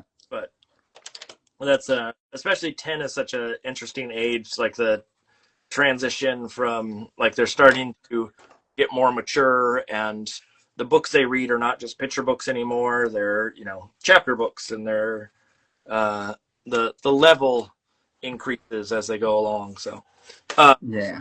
with with the sort of reading books and whatnot with your son earlier, and you know, or to this day, even, are you does for all the different characters when you read, or is it something where it's more of a I'm just going to read the word?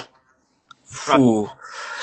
I try to do that, but I'm not a good actor. So all the he laughed about me because I'm doing these different voices and all this all sound the same. So he's Dad, come on, just read the book. Like You could try a little harder, Dad, but yeah, yeah. I try to. We read Tales from Earthsea. okay. Do you know? I again, I've heard the title. I don't know it off like Yeah, it's an awesome book about it's like Harry Potter, but before Harry Potter. No, it's from yeah, Ursula Le Guin.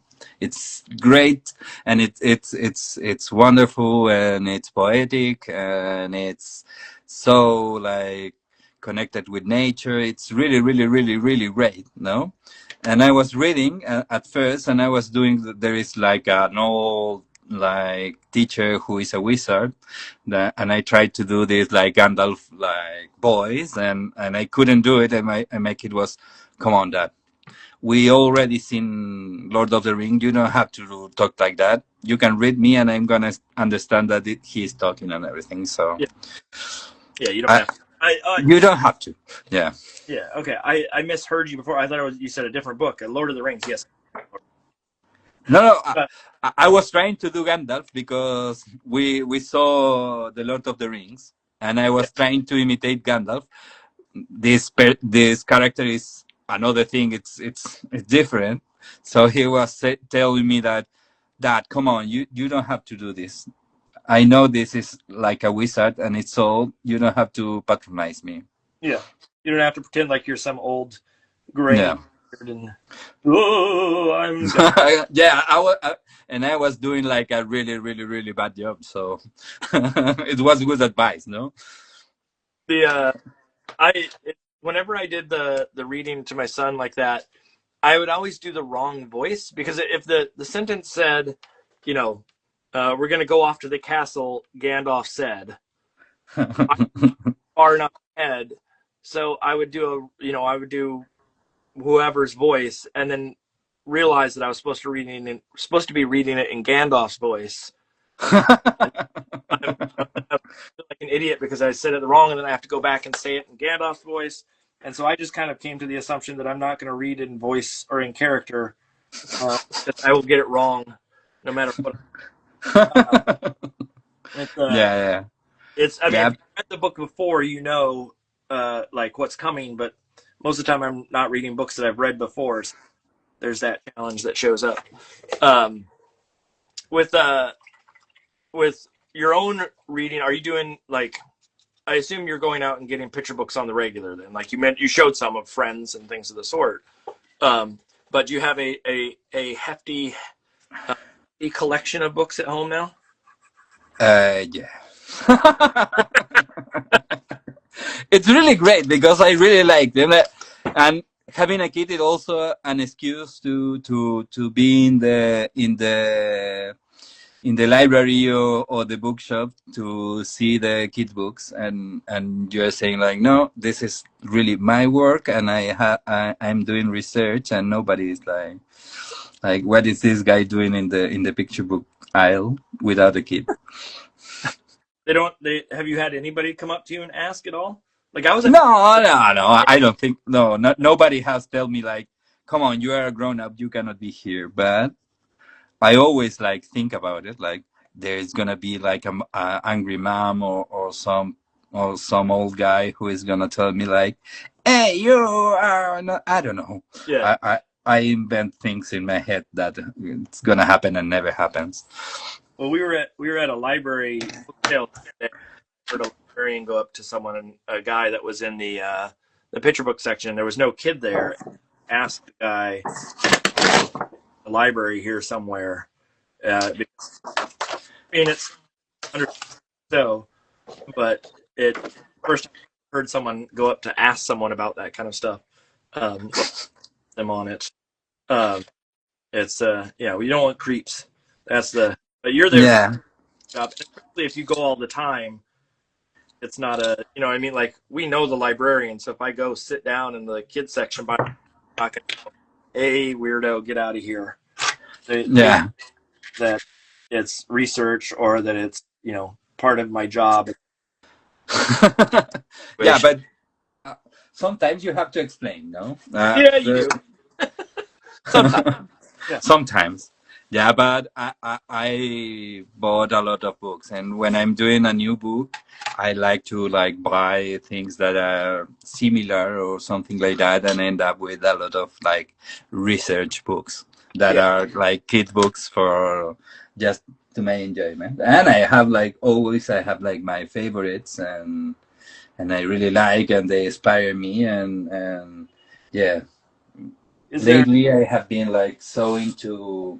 I have been into the kick like to accept that I am drawing with lines, because most of my work is without lines. Like the final illustration is like all shapes and no lines, or little lines, or as little lines as I can do. And at this time, I'm really enjoying like just to draw and do the lines, no. Yeah. There. And Oh, go ahead, please, please. no, and I discovered this guy. I didn't discover it now, but Ivan Brunetti, do you know him? It's like a comic book artist. I don't know if I know that one. He does like comic for kids, and he is like a really like a professor, and he does like a lot of like teaching and essays about illustration, about comics, about the language of comics, and he draw really simple things. No, I don't think if this have, but their his illustrations are really basic, but they are so expressive and so like clean and unapologetic like his, that I really like it, and I start to see that quality in a lot of people, no. Mm. And I have been like super into like drawing, and let the line be the line, and let the thing that you draw be the draw. He is like super like precise and nothing like me, uh, but I really enjoy his work, and that I always have been like a really good like comic reader, and I really love Kirby for a long time, and I was like super into it and how he draw. At first I was trying to like draw Spider-Man, and I couldn't, so I started drawing other things. But yeah, Are there the are there specific like Chilean author illustrators that down there that like you grew up with that you think the world needs to know about? there is a great like tradition of illustrators in Chile now, and most of them are comic book artists. No, Okay. they're I don't know. I didn't read I read Mampato. Mampato. It's a magazine here in Chile about a kid with a. I don't know what he is. His companion is like a monkey, gorilla, yeti thing that that it's called Ogu, and it was really fun when I was a kid. I haven't read it in a long time. There is also a soccer one, a football one. There's Barrabases that was really great. Uh, Are but you you're a big soccer football person too? Like not really. watch? But when I was a kid, I really enjoyed the comic about. Okay. It was that. Now it's really like problematic. It's full of stereotypic like racism and things that don't Yeah, fly now. But I really enjoyed it when I was a kid. yeah. My favorite picture book from when I was little is something that would not be printed today. Um, it's What was that? it's a thing called the Five Chinese Brothers, and it's an old traditional Chinese folktale, but aesthetically, what was done is probably not the most appropriate. Let's put it that way. But something I grew up with, and so there's a nostalgia factor for me. Do I agree with the imagery now? Of course not, but it's it was of my childhood, and therefore I still have. Yeah, I get it. I get it. Yeah. Yeah, and most of the things don't stand the like the change of times. No, Yep. people change and societies change, but and I was rereading this Persepolis because Marjane Satrapi died not so long ago, like 2 weeks ago. Oh, really? I didn't know that. Yeah, it was super tragic. And I read it growing up. This not growing up. I was already a grown up, but when I was in I don't know in college, I read it and showed me a way of life so different than mine, and it was so engaging. It's about a kid who lived the revolution in Iran, Yep. Yep. and it's really great because it's like an autobiography of Sajem of Marjen, pardon, sorry.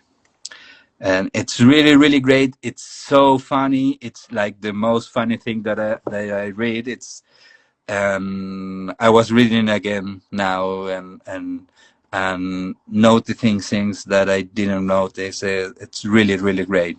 So it's really a good read to think now that she passed away, and also because it's still such a poignant like view of the world, and it's like it's part of what is happening now. No, it's part of the world. Yeah. This is I don't know when this was published. I think the 90s or Yep. 2000s. These late '90s, early 2000s, somewhere in there. I would. Yeah, and still there is like the more or less the same conflict. There is also like censorship and everything, and it's super poignant in that way. It's really great. I have been reading it that again, and well, I don't know. I have like a lot of books like right beside me. I have been also the last books that I buy for my kid were these ones from Matthew Forsyth. I obviously you know him, no? Yes. Yes.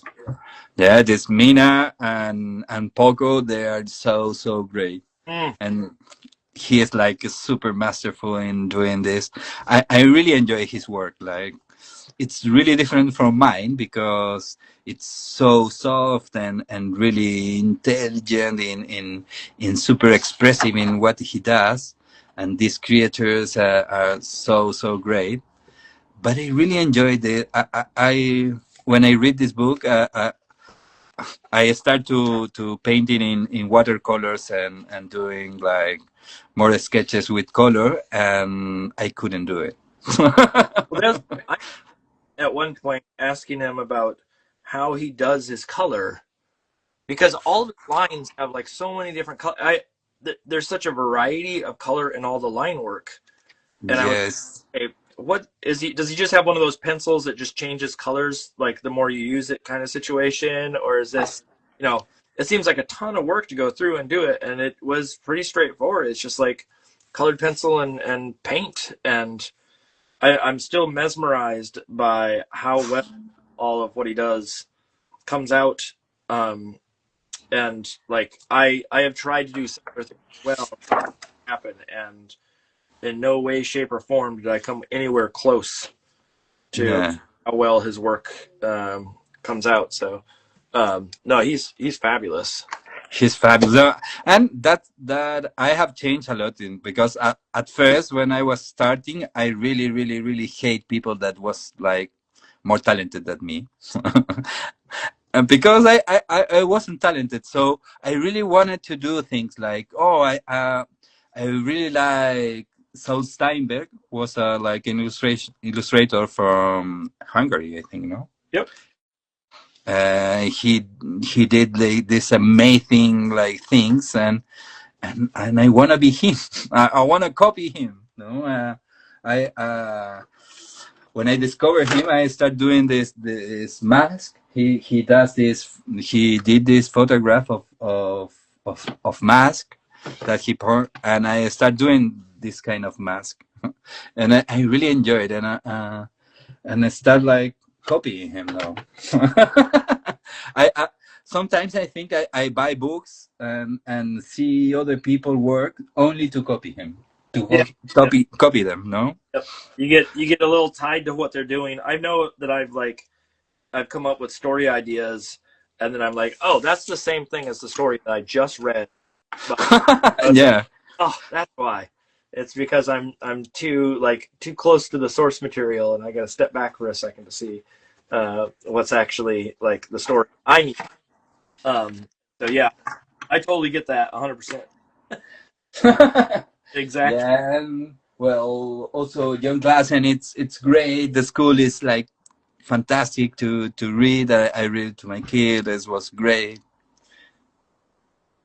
Is there are there when you're buying, are you This one. from like online or Yes, online where I can find it. The school is not like when I buy it when it's came out, it wasn't like translated to Spanish. So I bought it in English, and I read it for myself, and the next day I translated it while I was reading it to my kid. It yeah? was not the best experience, but it was great. It's so funny and uh, I don't know. It's like a warm hug, you know. Like this is story about a kid who finds a skull, and There they are friends, and there they was, go. um It's really great. yeah, we have that one, and there was another one that you read called The Rock That Fell from the Sky or something like that. Or Oh, that I don't know that. the title of it. That's one of my favorite books of his because of the pacing that's in it. Like his understanding of what the page turn is so good. Um, but one of the my wife bought me a book, birthday or something of the store. I can't remember what it was. We always end up buying each other books. Um, right? It's just an easy go to. But it was in a different language. I don't remember which language it was, but she went to the trouble of translating every page and then sat down and I would flip the page and she'd tell me what it said. Wow, Yeah, that's love, no? yeah. She went above and to make sure I knew what the story was. And it was a story about unicorns. And so there were some words where she struggled to find what they actually said online, but she got there. She Wow. figured out what the story actually was. So, um, tell me Yeah, tell me a yeah. little bit about the that because I don't know. Obviously, I'm not in Chile, but is it hard to come by books from around the world? Is it because thinking about where Chile is, it's further down, and Huh? it's like I know people in Australia that said that they've never seen some of their books that were made in America because Oh. it was just the transportation costs for the books. It's really at first when I was starting like 20 years ago. Come on, I'm so old now, but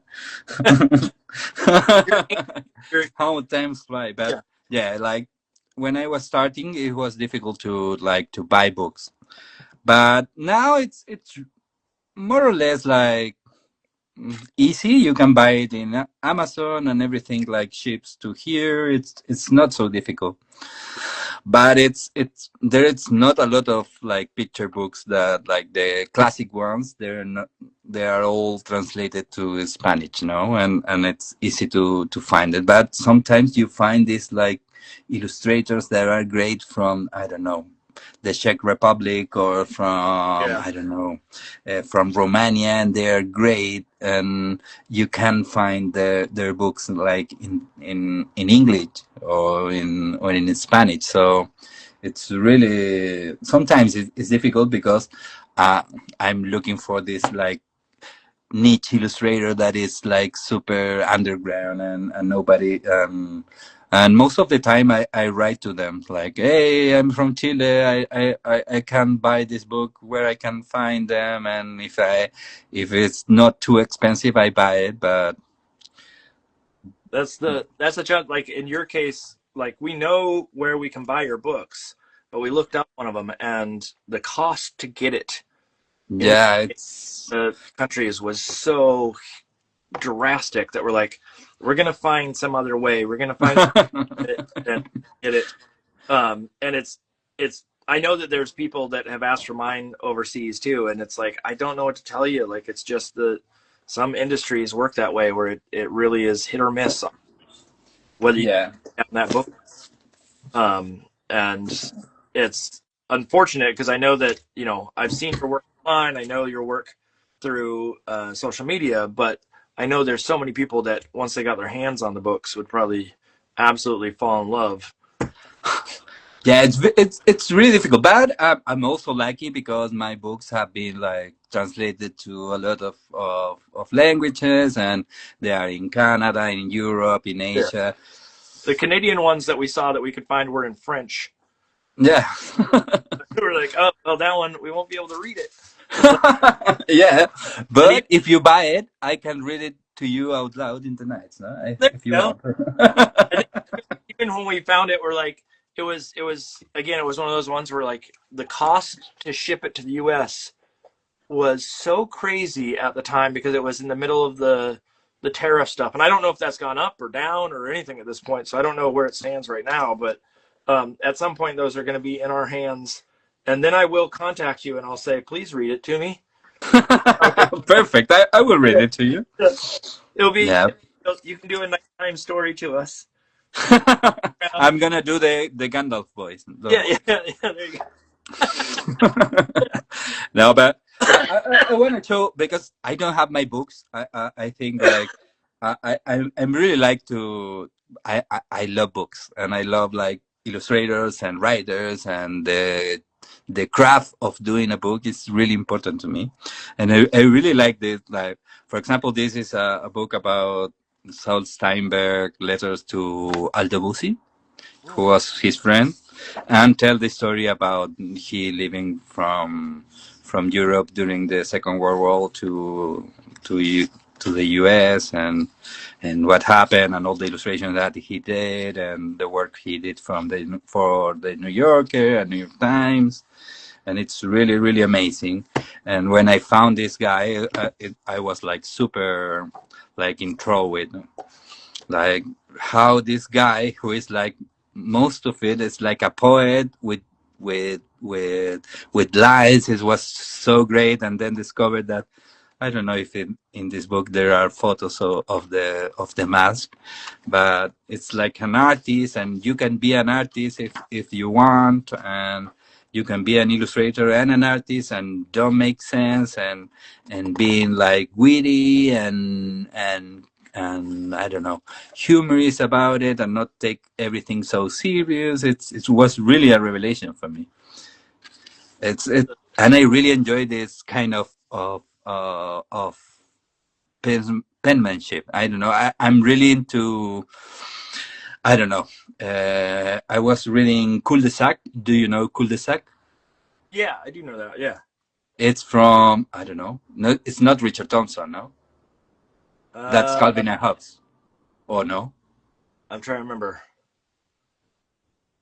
I don't remember off the top of my head. I'm drawing a blank right now. Yeah, he had Parkinson's at the end of his life. He got really bad like Parkinson, and he drew so great because of the quality of the line with the hand shaking was amazing, and always remind me of like Richard Stedman. I don't know. Oh, Oh, I Ralph Steadman. Ralph Stedman. Yeah, yeah, yeah. Stedman. Yeah, he is also great. He does like this scratchy line, and it's really great, and I really enjoyed it. and then I have like a lot of books. Like I really love Mayra Kalman. Do you know Mayra Kalman? Oh yes. I I used he did this book about the principles of style. No, I don't know how it's Oh, called. Principles of Uncertainty. No, this is principle of certainty. She did this Evie White book about writing elements of style. Oh, Elements of Style that's not her. It's a strong and white, no?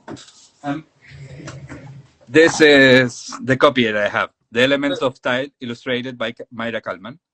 Oh, But it, I don't have one that's illustrated. I have Elements of Style, meaning like the yeah, it's oh like a rules of style for writing. yeah. Oh, And this is, I'm thinking I'm thinking that design one, the Elements of Type. I think that's Elements of Type is what I'm thinking, not Elements of Style. from Thomas Heller, no? No. Um, Thomas Heller? No. I think. Come on, I forget all the names, so I'm Yeah, not really good at you were that. you were a graphic designer. You should know this stuff. Um, yeah, I'm sure I know, yeah, yeah. May not but know. I don't remember now. Yeah, I'm gonna be. That's my statement. I know, but I don't remember. yeah, yeah. The No, older but you get, the more that's passable as an excuse. yeah, I forget everything. Sometimes I think I have like Alzheimer's, but it's kind of like being so dramatic about it. So We have Myra Coleman's actually coming to. There's no way. a thing that we have here in Maine that's near me called the Illustration Institute, and they bring Wow. up illustrators all the time to do discussions and workshops. And one of them that's coming up this summer is a Myra Coleman one. Wow. I know she's like a fan favorite of mine. She's great. I think I'm in love with her. No, that's like in a weird way. I love the woman that I don't know, and that's this super great books. I read his book. Like he did a book with Lemony Snicket, with Yep. Daniel. I don't know how his name. Daniel with Lemony Snicket. That is like 13 words. That it's so great. I really love that book. Well, if you want to, you can fly our way. I think it's this summer. And hey, we have a I place. can bring you the books if I fly there. Yeah, yeah. There you go. A small price to pay. We will pay for those books if you come up. Um, Yeah, but yeah, no, she's fabulous, and I always talk to students about her because of her visual essay stuff, like the principles of uncertainty and the looseness in which she plays, and hopefully the students understand that like how hard it is to do what she does, honestly, because it's so fluid and yeah, experimental and all these things in one, and yet still feels so much like just a fun little sketchbook of sorts. yeah. She's so loose and she's have like some kind of like I don't know, like arcane wisdom that like, she have like something like that. It's like super powerful. That she's like naive, but also super, come on, super knowledgeable of about things and about like interactions of people. She's such a good like observer. No, I think she really is a good like seer of things. I don't know how you say it in English. Well, what's yeah, the observational. She's like she gets how people operate and how to connect. Yeah, And so like one of the things that I struggle with the students when I try to show her is they often look at it and say like, yes, it looks a little juvenile or a little like they're all trying to learn how to be expert artists. And yeah, a lot of times it's like seeing something that's so potentially crude at times, or like the paint is so thin that it's not. It feels like it's more of a doodle than it is a finished piece, and yet you go read through a book like that, and it's so like captivating. and whatnot. I'm looking. Oh, my wife. Yeah. She's Richard also. the unicorn book I was mentioning before that my wife read to me was Comment à travers une l'unicorn, and it's by David Cali and Sarah Arosio. It looks like something like that. I'm probably massacring those names as well. I assume that you're a wanting to get to Bologna I have been. already. I have been to Bologna. I was lucky to be part of the Chilean delegation that like 2 years ago went to Bologna and participate in all the Chilean like things that they do there, and also have like I have like amazing meetings with people, and I know I have some Ukrainian friends that I have like done like 10, I don't know, not 10, but I like 5 like pieces for them for some exhibitions in Kiev, and I meet them there. It was so great. It's really like a surreal experience go to Bologna, you know. I like the fact that you called it a delegation, which makes it sound like it's like But the it's Olympic. that they Yeah. pay for my tickets, and they Yeah. organize everything, and they have like hotels and everything. It's really a delegation. Who paid for it all? Was it the The like? Chilean government. Oh, really? So it was a delegation. There was Oh, really the delegation of Chile, and every year Chile sends some illustrators and editors and publishers and some people that work in books to Bologna and the Frankfurt Fair and others like the Shanghai one, and there's so many, but I thought you were going to say it was just a publisher that sent you, and that's why the word delegation sounded kind of funny to me. no, it was like official like business from Yeah, Chile. you You rep know? you repped your country there. That's cool. That's Yeah. I was super lucky to be part of it. Here you have to like you apply to funds and they choose you if you have like a good like I don't know. They ask you for a lot of things, but if you fill the paper forms and everything, you end up like being like yeah, you can go and you can show your work, and you try to connect with people from around the world, and try it's to like to connect Chilean artists and the industry of books with the world, no? yeah, yeah. It's really great. And I was like, I think 2 years ago, and I bought so many books. They give you like this money to eat and pay for like moving around, and I spent all in books. That's no fair. You get money to you get. Yeah, it was great, Yeah, but it's that's the. really What were you gonna say? Sorry, I cut you off. I think. no, no, it was really, it was a dream. No, Yeah. I'm being paid to be in a thing that I wanted to be, and there are a lot of people that I wanted to meet, and they pay me for it, and they put money in my pocket to buy food, but I I didn't buy food, so I buy a box. Did you have to report them and say this is what I bought instead? I think you do, but I didn't.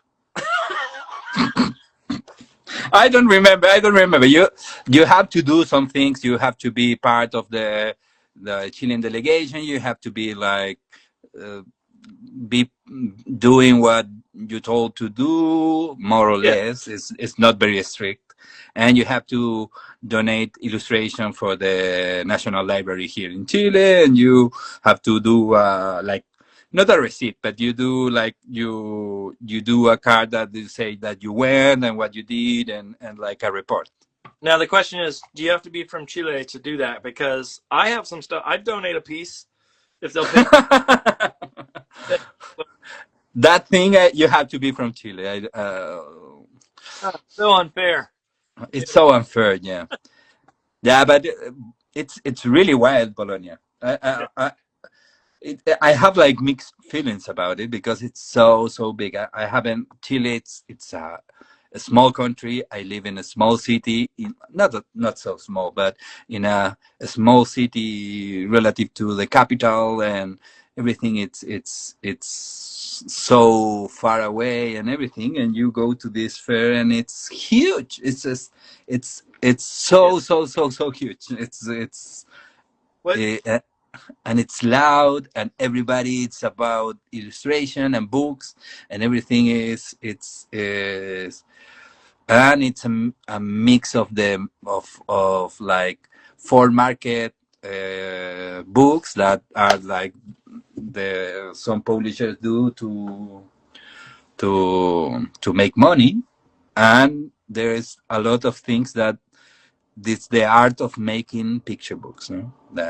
There is I don't know, people talking about books. There is corner, there is illustrators everywhere, and in the city at night, everybody's at the bars and drinking and talking about illustration. There is exhibitions all around the city. It's really crazy. Okay, can I move to Chile at this If you point? want, if you want, maybe.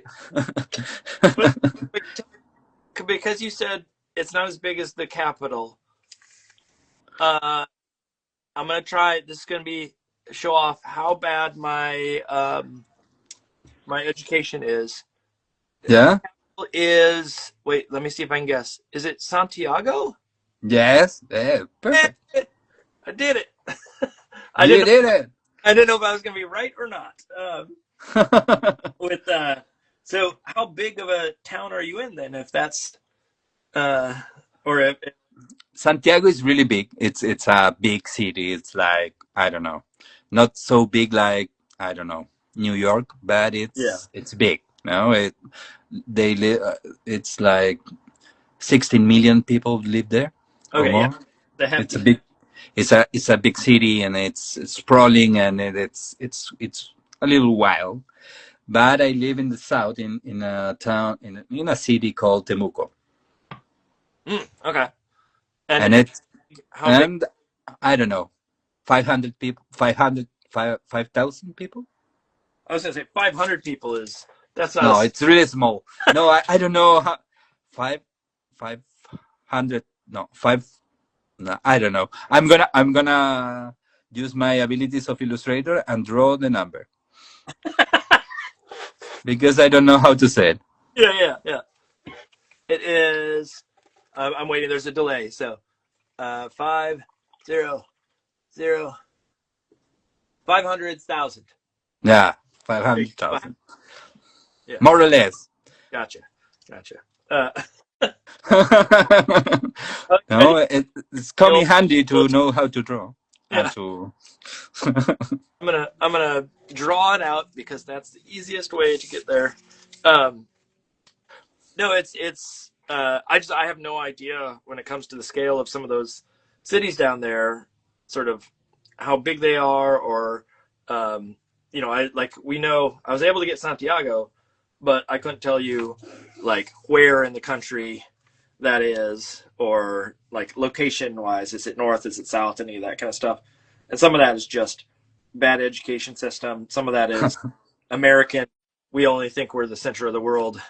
Uh, Yeah, US is notorious to being bad about geography also. Yes, yes. Oh, yes, we are for sure. Are you now? You're in the middle of winter right now, right? Or like somewhere in? Yeah, How cold does it's it get down it's that? really cold. The last week was like I think the it was like we used the other system like it's one degree centigrade. Okay, so that was 1 degree. So that's like 34 degrees. I But don't know. there was a way to like. I think it's you double it and then you uh add 30 or something. Yeah, in centigrades, zero is the freezing temperature Yes. of water. You're just, So one degree, it's really cold. yeah. And it was misty and was like it was last night. I have to go to something from my kids' school, like a parent thing, Yeah. and it was like dreadful. It was so cold. Are you? Is it normally that cold, or is it just this? No, it's cold, but it's not the coldest. There is part that there are coldest, and here it's very like rainy. That's the like the thing in Temuco and in the south of Chile. It's very rainy, but not so cold. Is there? I mean, obviously, since you're in a smaller town, or I shouldn't say smaller. I mean, 500,000 is pretty hefty. But since you are in a smaller city, let's put it that way, Hmm. is there a big art scene there? It's developing. I think about well in Chile every like cultural thing and a scene from whatever from music to theater and everything. It's really delicate, and with the pandemic was hit hard everybody, but in the towns that are not the capital, it's hardest, no? Yeah. So that like killed a lot of like initiatives that were developing about like being part of a community of illustrators and comic creators and writers and like this like bohem kind of feel about the artistry. Just because people weren't getting out, or Yeah, because you cannot go out. Well, I don't know. We couldn't go out, and there is like, well, I don't know how, because I have like more work during the pandemic that now, because illustration and books like skyrocketed and was like a boom of picture books during the pandemic. yeah, yeah, it definitely is. I mean, stateside here too, it has died down a lot.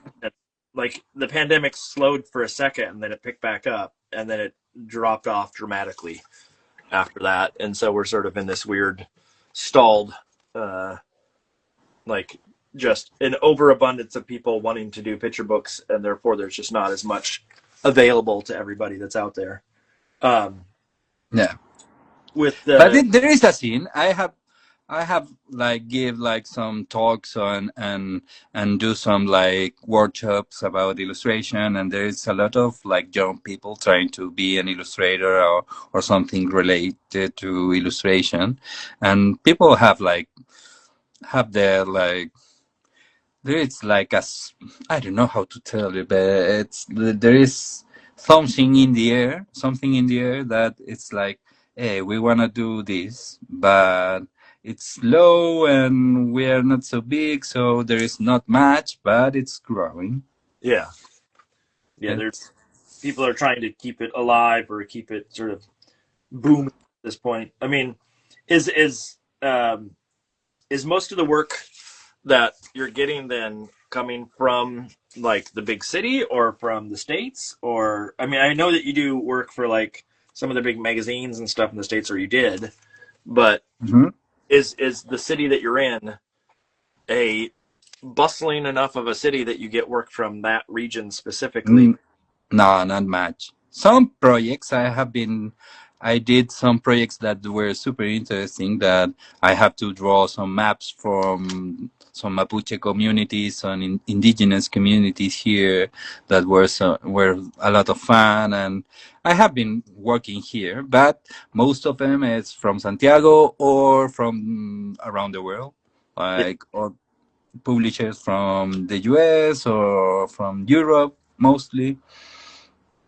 So are you getting contacted by those people directly then? Because you don't have an agent, so they're just Yeah. reaching. Or I reach out. Oh, Sometimes I send an email and say, hey, I really like this editorial. We can work together, maybe. And most of the time, nobody answers. But sometimes you have lucky and somebody like says, oh, we love your work. We are really happy to work with you.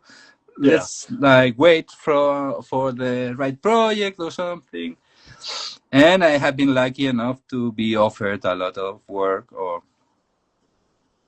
around over the years I have been offered work around the world, and I'm super like grateful about that. I have been so lucky about it. No, it's not very easy to live like an illustrator Yeah. in Chile. It's harder.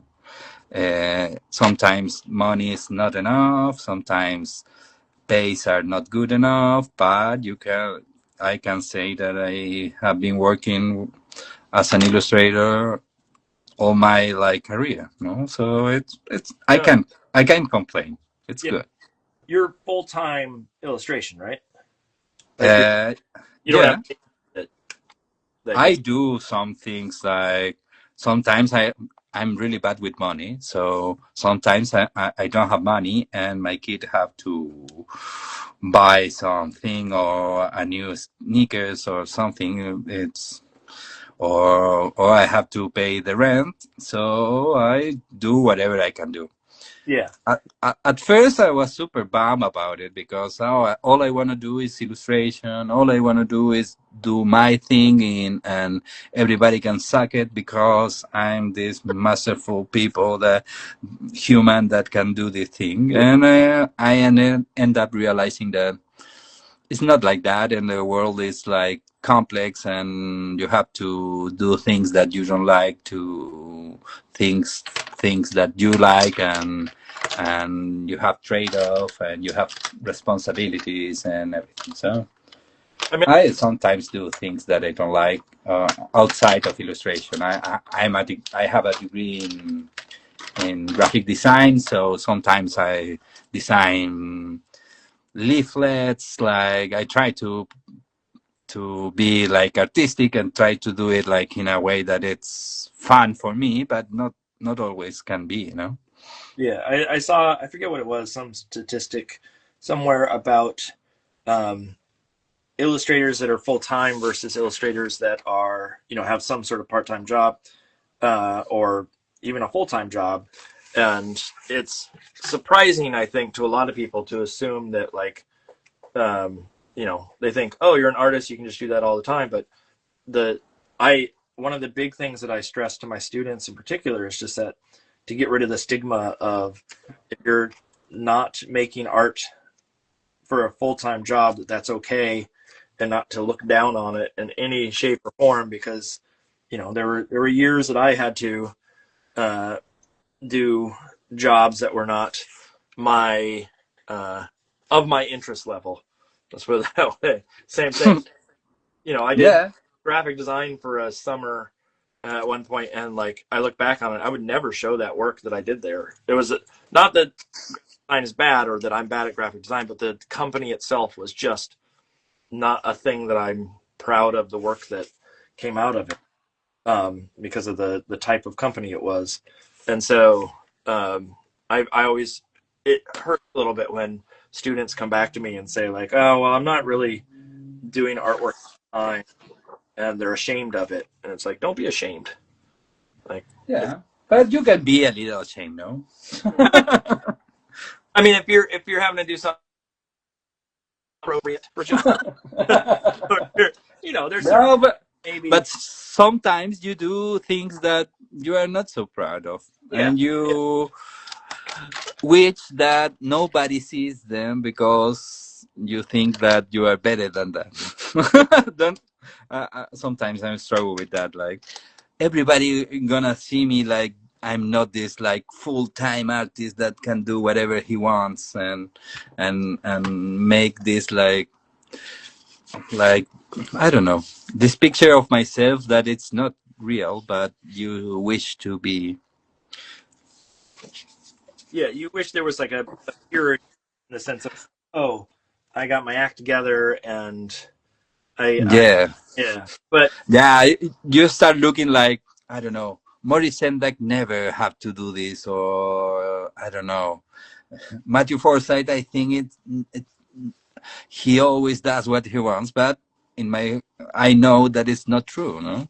no, yeah. I mean, he probably is a janitor by day. Yeah. And it's there is something beautiful about that also, no. It's like I do whatever it's necessary to be alive in this world. It's difficult to be alive and survive in the world. So you do what you have to do now. Especially even with like having a kid, that idea of like there's a point where you have to make sacrifices, and what's important is not necessarily always prestige or Yeah. the purity of being an artist. Sometimes it's, hey, I got to provide, and I got to be I got to make right by my kid, or I need to do something short. And so no, I get it. Uh, um, here, okay, yeah. Oh, my wife. I just looked back and she has the translation for Celsius Fahrenheit. You take half your age plus 7. That's what. Wow. No, that's That's the what you get for using this whole like system, no? yeah. You That you you get a perverted joke from my wife there of how you were supposed to date of some sort. I would say perverted is probably the wrong term, but a distorted. Uh, he's not a pervert. I, Um, but I get it. I get it. Hey, can I go to the bathroom like real quick and make me some coffee and go and coming back? yeah, you can take whatever time you need. I'm just gonna keep plowing ahead here with this. I'm gonna leave like something like to see, and I can mute because I don't want people to hear me piece. No.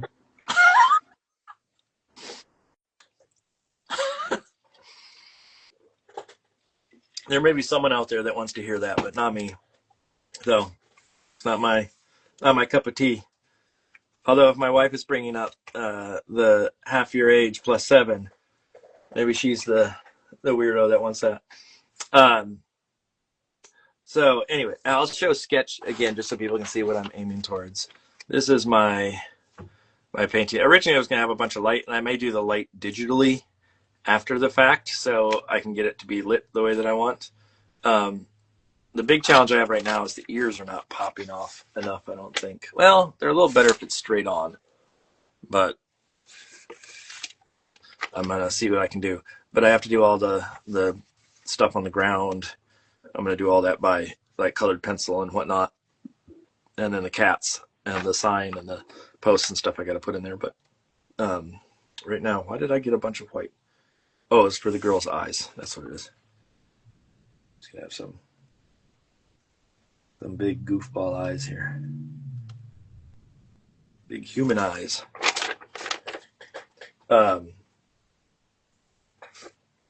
But again, for those that are watching that have questions, please put them in the comments for us, and I will try to ask accordingly. Try to build these eyes up to the size that I want them. Big, doughy eyes here.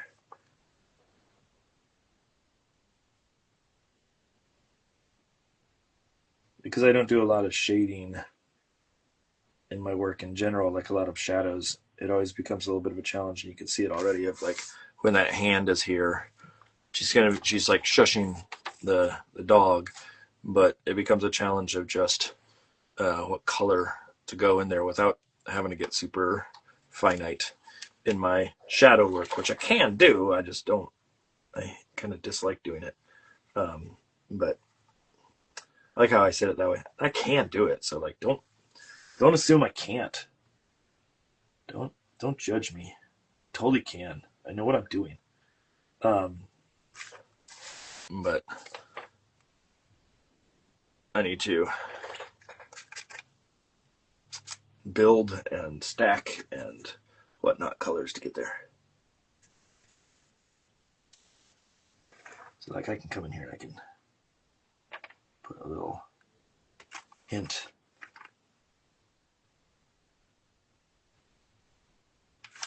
of hand in there, so it's just not so dark. But the main thing I gotta do right now is just build up these eyes.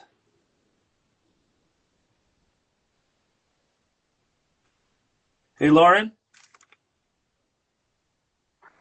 What time of day is it in Chile right now? I'm sorry, what's that? So what time of day is it in Chile right now? Not too far. I think it's the same, actually. Is it? I think he said it was the same time zone. Oh, okay. I would not have guessed that. I would have guessed that it was like Pacific time zone, but I guess now that I think about it, it goes over. So yeah, that makes sense. Okay, never mind. I'm back.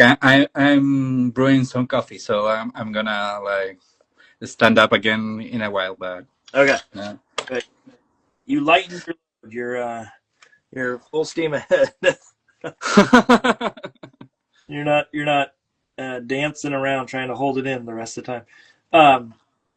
With wait, what time? What time? I was just asking my wife. What time of day is it there right now? It's Is it 4? 4:40. Oh I don't yeah, know how you say it. it's 4:40. the exact same time zone. I for some reason in my mind it was like a totally different time zone, but Where are you? we're in New Hampshire, so we're the same time zone as New York. Oh yeah, it's the same. Chile is weird. I don't know if you have the same thing in the winter time and the summertime and change and In what sense? Like the you change hours. We go back an hour in the winter and go up oh an yeah, hour in the summer, yeah, or that or here and I there don't know. that. But we do it. I think it's related to farming or something of the sort. But yeah, we do that, and so it makes it difficult sometimes to schedule. Or I had someone on from Iceland at one point, and there was a question because they don't change their clocks ever like that, and so it was like, okay, well, what what time of year is it, and does that actually translate in you know the time frame looking fine?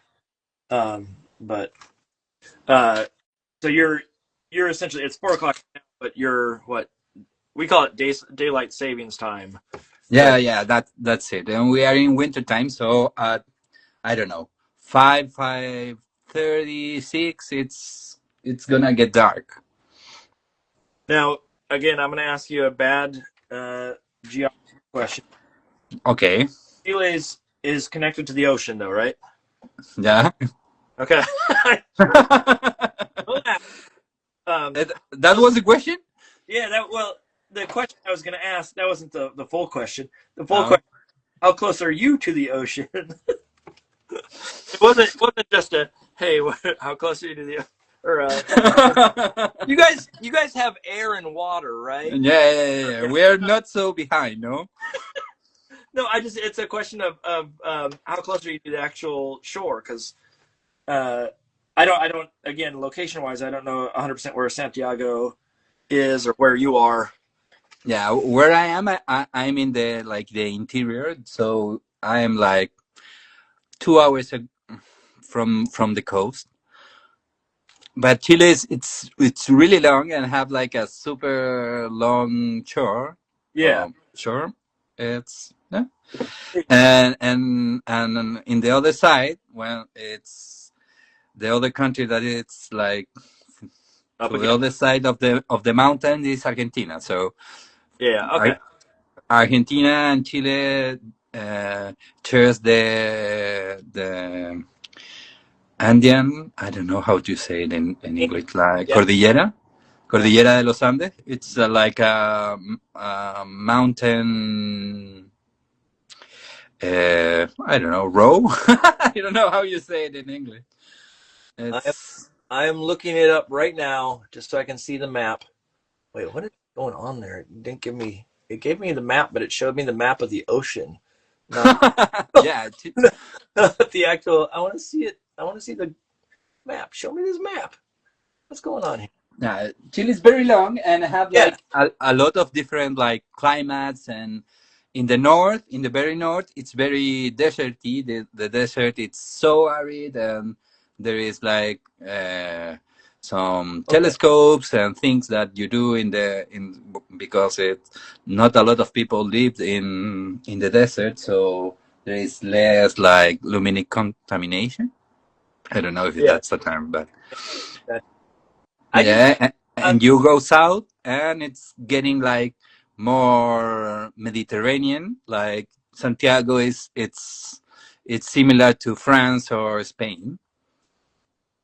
And if you go down, it starts to be more like Scandinavia. And when you go really, really south, it's like the pole, no? Yeah, yeah, yeah. It's you got a very distinct variety of climates in one little strip that goes across. I didn't. I just looking at the map there. I mean, I knew it was a long, skinny country. I did not realize how skinny. Yeah, it's really skinny and really long. It's. I think it's as long as the U.S. or Canada. Yeah, it looks like that's why I went and looked at that specifically to see like sort of the proportion, but it's so narrow and it's just a funny like Yeah, proportion. and in one side there is these mountains. There is mountains all from in the, I don't know how to say that word either. The border. It's mountains all the way from south to north, and in the other hand, it's the coast, like north to south. Yeah. So there is a lot of coast, but Santiago is not in the coast. Also, it's in the interior of the country, between the sea and the mountains. So again, yeah, I one of those ones where if you asked me to point it out on a map, I could point it out on the map, but I could not draw the shape of the country. Although I don't think I would do a good job of that of the U.S. either. That's a Yeah, little it's bumpy. at what time at one time I was really into geography, and I learned like all the capitals of the world and where they were and everything. I don't remember every capital now, Oh but yeah, what's our capital? Washington D.C. I don't think.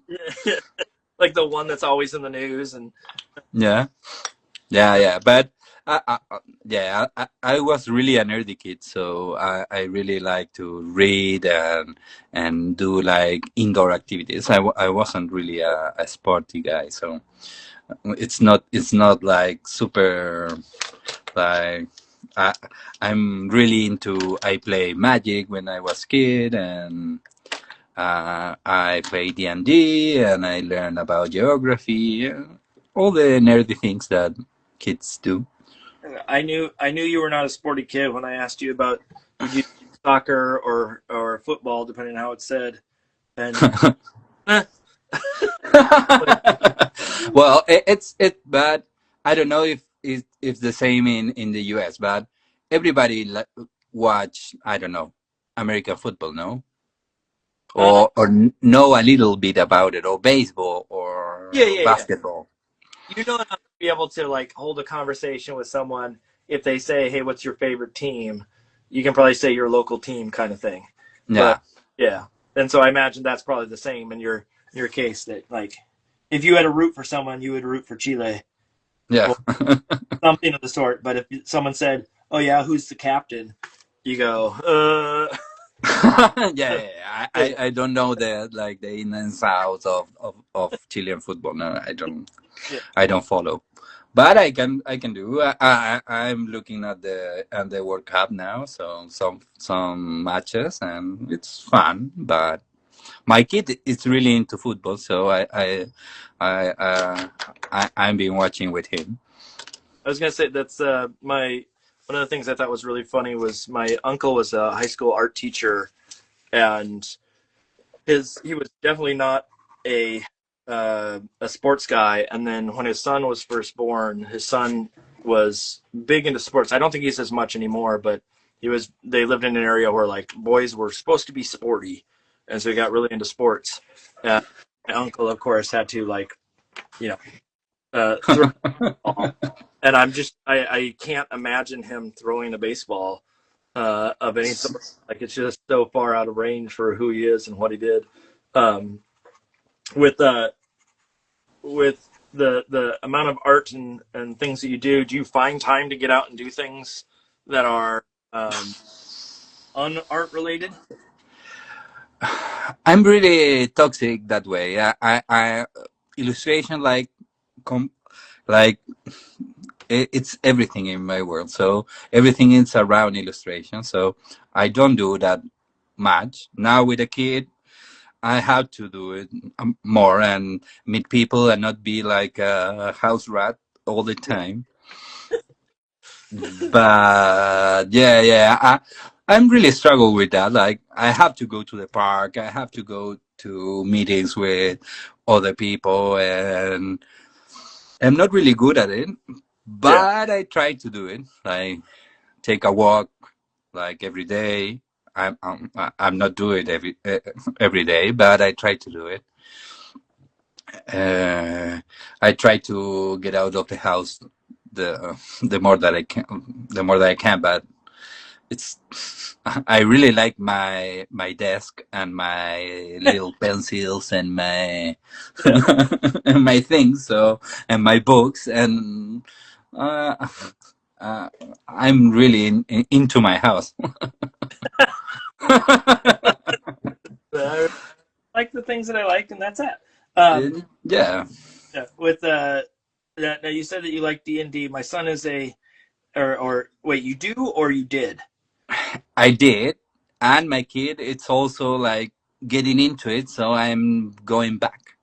Okay, that's my son. Like I didn't know a ton about any of that stuff, and then he got into it really big time. Where he's like he DMs for his friends and all that Wow. stuff, and I have learned it because of him at this point, basically, or learned a good chunk of it because of him. But it's there's so many artists that like that's a fun escape is to do D&D of some capacity. Um, what's your main like what's it called uh race and Uh, I dreamt to class? be an elf, but I think I always end up being like a dwarf. You say it I'm not again. like it's kind of like there is always someone like there is an elf and they look like an elf, and then they are super like methodical and clean and everything. I'm like a mess, so I end up being a dwarf all the time. It's more my style. I think I'm trying to think of what a couple of characters I played. One of them was a bard, which mainly I wanted that because uh, I wanted to make a giant organ that like a pipe organ that the guy had on his back. Uh, but and then I'm what's that? The one that's an eagle. My son will probably yell it down. An The eagle, like a just a monster, bird creature. I like don't a know. griffin. What are you saying, Papa? What's the eagle guy that I am in the campaign? I forget his name, but the what? What's the species? Arakakra. Sure. Oh wow. Yeah. No, I played when I was young. Yeah. It's changed. 13, so I don't remember anything. But and also that's what the thing that I didn't like, because I didn't know at the time, but I couldn't imagine the quest in my head. No, I Oh, couldn't like interesting. follow the thing. So I just read it, and how I read everything, like I'm telling myself a story in my head. Interesting. I didn't think about that factor of yeah. There's a disconnect from like a lot of people like it because it's got that like in your head you can imagine what it looks like and things of the sort, and you don't have that same aspect. Yeah. Yeah. How? So let me ask you because we started off the conversation about that. When you're painting or when you're making right now, like, is there? It's not that you're just like, let me just draw a shape and then figure out and like oh that's what it became, right? Like, Um, no, not always. Now I'm feeling depression, so I'm looking at like old drawings that I did like years ago, and trying to find something interesting to do, but I can't. But I don't. Sometimes it's like, oh, I really want to draw something like a square, and then I go from that. okay, it's Or it's just one of maybe it just an idea. Like I do this like little like automatons. Do you know what I mean? Like this like toys that move. So I have the idea to do one with that is nervous because I'm really nervous, I'm neurotic. So I did this, and the only thing that he does is move his head when I crank the wheel. So and I start doing this, and it's just that, no? It's a mechanic. And when I'm thinking about that, I'm really. The other day, I stepped on shit, and I thought that the dog was laughing about it, and then I start drawing a little illustration about the dog that is laughing about like living like dog shit in in parts that he shouldn't. So wait. Help me real quick, just because I think you said it in passing. I'm not 100% sure that I connected the dots. You made that little guy. Yes, I don't know if you can see it like completely. Yeah, I'm gonna. you whittle it. Yeah, I whittled it. I painted it, So cool. and I did the mechanism. It's really simple. Uh, uh, I'm gonna disconnect my cable too, so I can show you.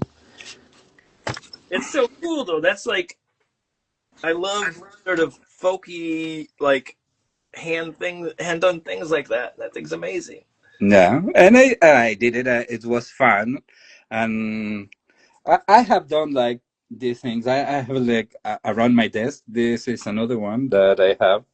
It's it's a little ghost with I don't know if you can see it in the, but it's a guy with a hat, a ghost with a hat and legs. And it was made with a piece of wood that have like a nail between it. So it's a ghost that have a nail. It's ridiculous. It doesn't have like so much thing, but it's really like I don't know. I What kind of funny and innocent in a way that folky things like tend to be. what did you make those for? For me or for my kid, They're so I was cool. my my kid was super into Doraemon. Do you know Doraemon? No. So I did this Doraemon for him. That it's really like a bad version of Doraemon. Doraemon is this. I'm gonna reach out to. Sorry. Oh, I'm here. This is Doraemon. It's a cartoon from Asia, from Japan. It's a little cat that travels to the past to help a kid. Oh, So he, I've seen it. I didn't know what the name was. Okay. yeah, that's Doraemon. So he was so into it that he asked me for a toy that I couldn't like get it. So I made him, but I'm not really good at doing things. So I end up doing this like version that is really not similar, but it kind of works. It's kind of funny, and he loves it, so it's fine. That's cool. I dig it. It's so good. Yes, You should and like I can. you should put those in a gallery, like make your own little automatons and Yeah, I have been doing it, but I do it like just for fun. This one it's a guy that I don't know if I can do it with one hand. He strikes his fish to this like wooden peg, and you move it with your hands like that. And it's not very interactive, but I find it funny, so I did it. Yeah, and I do this. I'm really into like good work, like good work. I don't know, like carpentry. yeah. I try I try to do like my own furniture. I have done some benches and some chairs. I'm not really good at it, but it's so fun, and you can do things with your hands, and that's really like a hobby outside illustration. I end up doing like characters because I'm an illustrator, but I really like it, and it's fun to do it. I have a lot, and some things that are more like sculptural, that is like a fishing rod. I don't know. I have to that it's only a fishing rod with a with a little fish. It's just, and I have dabbled with, I don't know. I try to do different things. It's like a silicone mold with some things. So I don't know if I can. Did you ever get trained in doing all of this, or is this just like you just I'm just do it. No, one day I'm like I'm gonna do this, and I do it, and I lost like 2 weeks doing something that I shouldn't be doing, but it's fun. yeah? So that's the that's the Yeah, and I think that's like my way of working. I don't have like the concentration necessary to do one project all the way down. No, I have to stop and do other things and watch a movie or listen to a disc or an album or do something else or read a book. I cannot like maintain myself in only one thing. So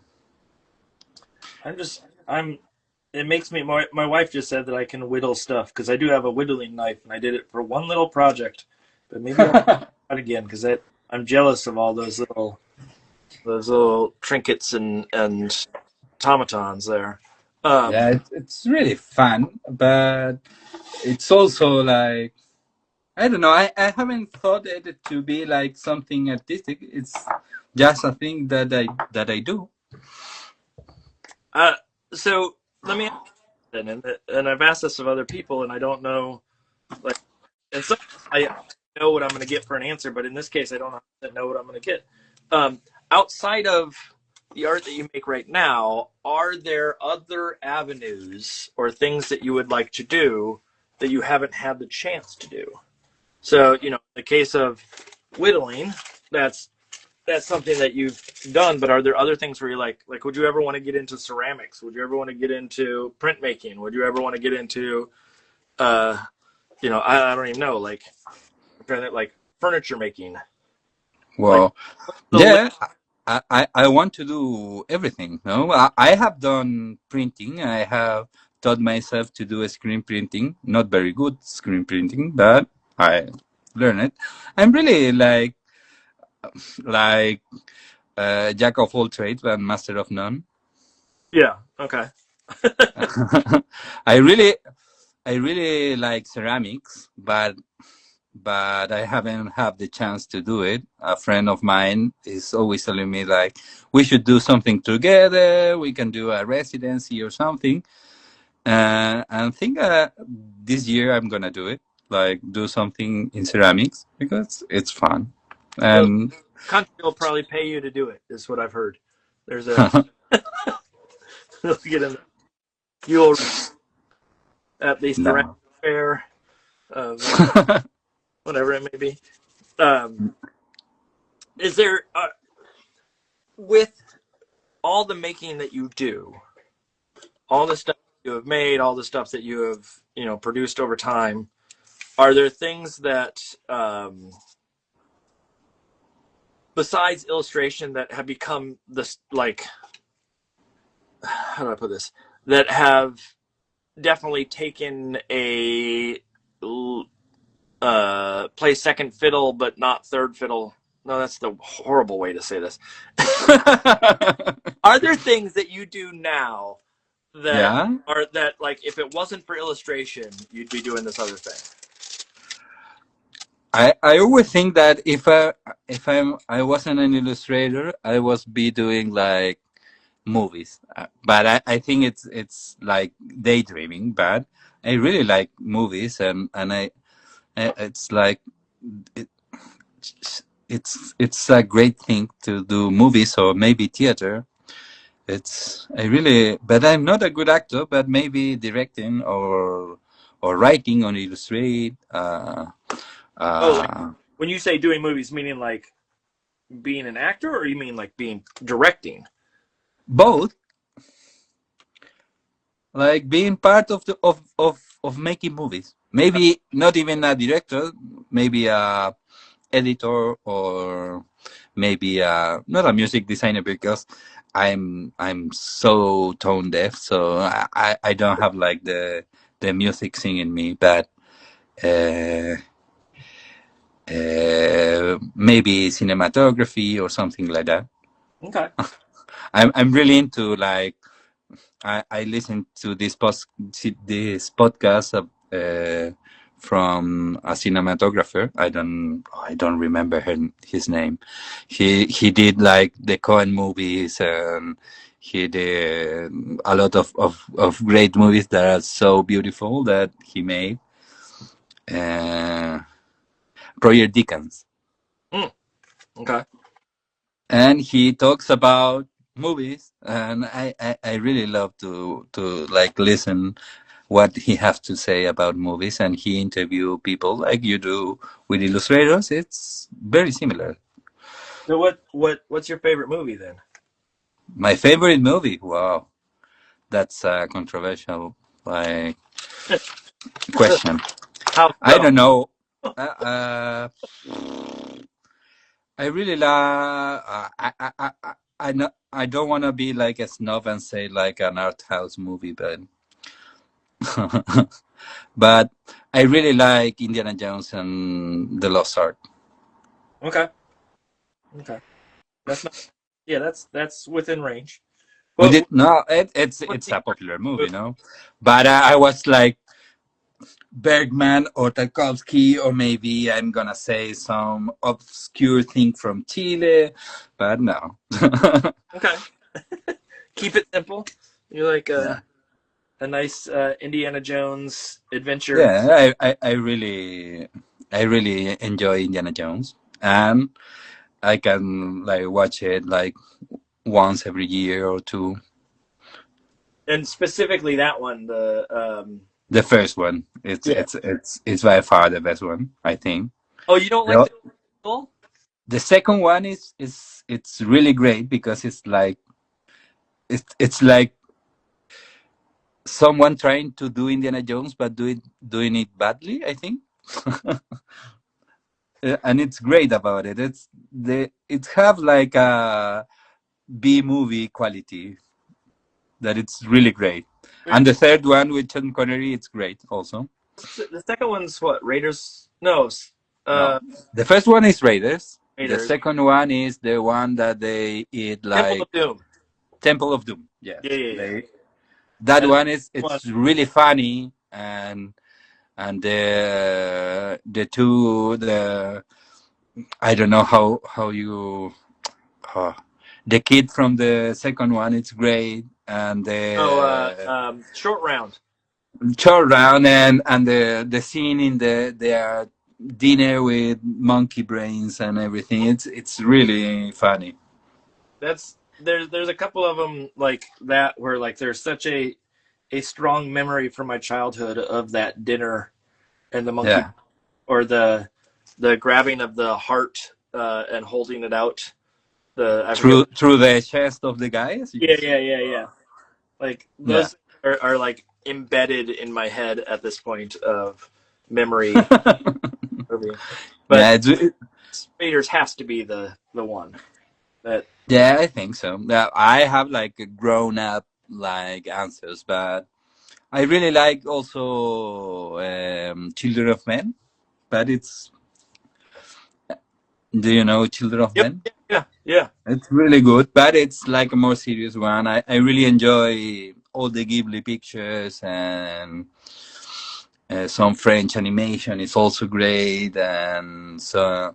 But with a kid, I'm also like revisiting all these like old movies that I saw when I was a kid, and try to show my kid them. So it's really great because I have like another chance to show him movies that I enjoy when I was a kid, and sometimes he likes them, and sometimes Yeah. he like, oh, that's the worst movie of the all time. It's really funny. I was just about to ask, yeah, like how many of them does he actually enjoy? Because I know that there was a point where I was trying to show my kid all the movies that I enjoyed when I was younger, and not all of them hit in the same way. Like even like, oh, you're gonna really enjoy this, and then I watch it and go, that Mm. wasn't what I remember it being. Yeah, it happens a lot. But I think the best one was Matrix. I didn't thought that it was like appropriate for my kid, but we were like bored and trying to see a movie, and oh, maybe we can see Matrix, and he really enjoyed it. Like he was like blown away. He disguised himself for Halloween to Neo. It was really, really, really, really a hit.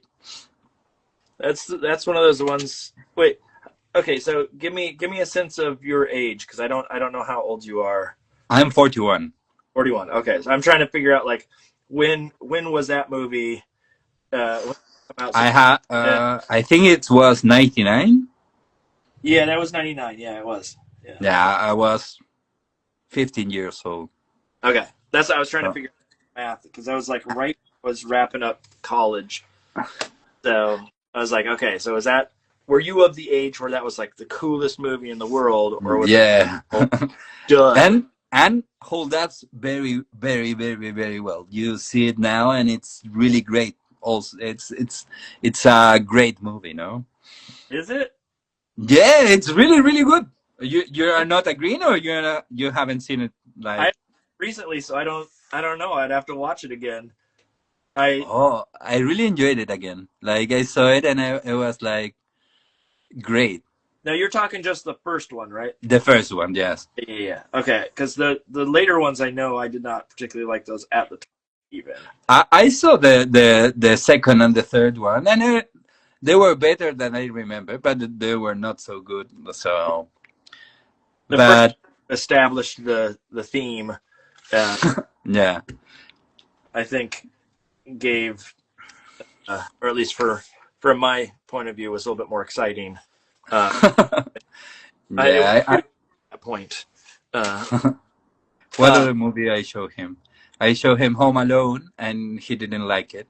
oh, No, he was like having nightmares because he thought he was gonna be alone in the house, and oh. oh, what I'm gonna do? He didn't enjoy that part.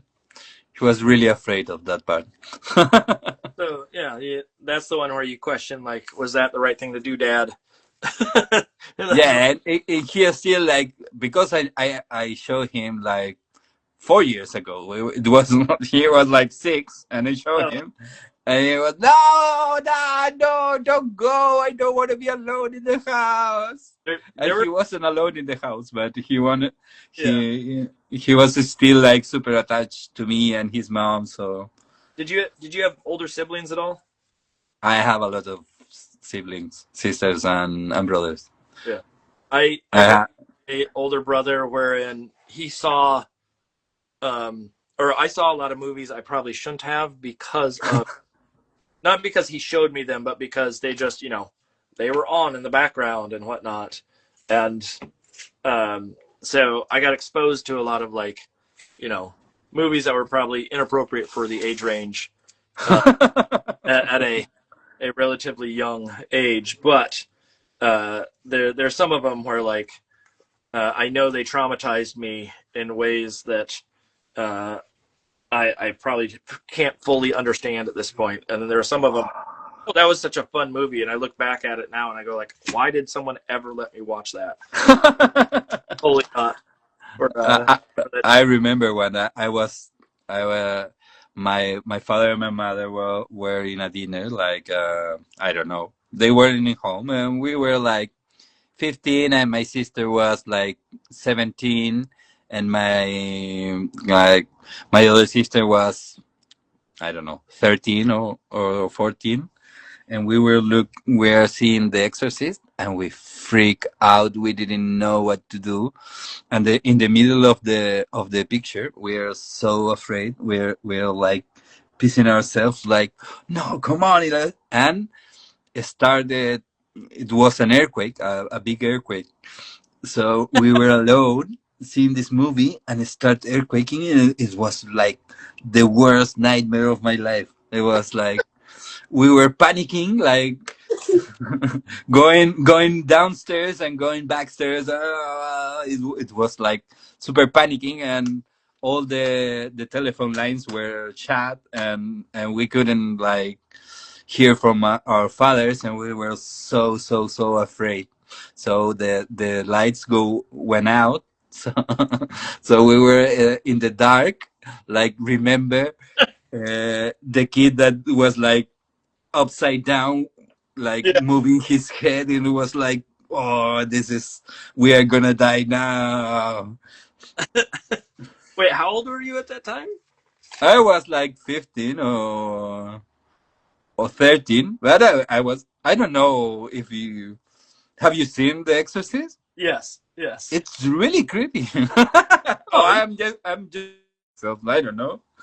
it's not a classic family fun movie. I know that for sure. No, but we saw, I don't know, I don't remember what movie was playing, but we saw another, and we say, oh, this is fun, so let's see The Exorcist. And at that time we didn't have cable or VHS or anything. It was the movie that was like running in the TV, like for everyone, no? Yeah. So you were doing zapping. Oh, this is this movie, and we Yeah. saw You it. really have a choice. It It was. wasn't like super premeditated. We were like just found the picture, no? Yeah. I know there was like the one that I can remember off the top of my head, and I know I've mentioned it on here before, was RoboCop. That Robocop. Whoa. I saw, and if you know that first scene where they're like shooting his hand and whatnot, I remember seeing that and being horrified as a little kid. And it was my babysitter brought us to it because she really didn't see it, and so she brought I don't even know how old we were at the time. I must have been like 7 or something like that, seeing it, and she snuck us into the R-rated movie to watch RoboCop. Um, but I know there were lots of them that were like akin to that. There was some sci-fi one, or not, sort of horror one of these kids who open a portal to hell in their basement, and I remember it traumatized me. Or I remember there was one that was like this Egyptian mummy movie that I The saw. mummy. Uh, this mummy who has to hunt down these little like gemstones or something like that were taken, and Wow. I remember that one like really screwed me up for a while.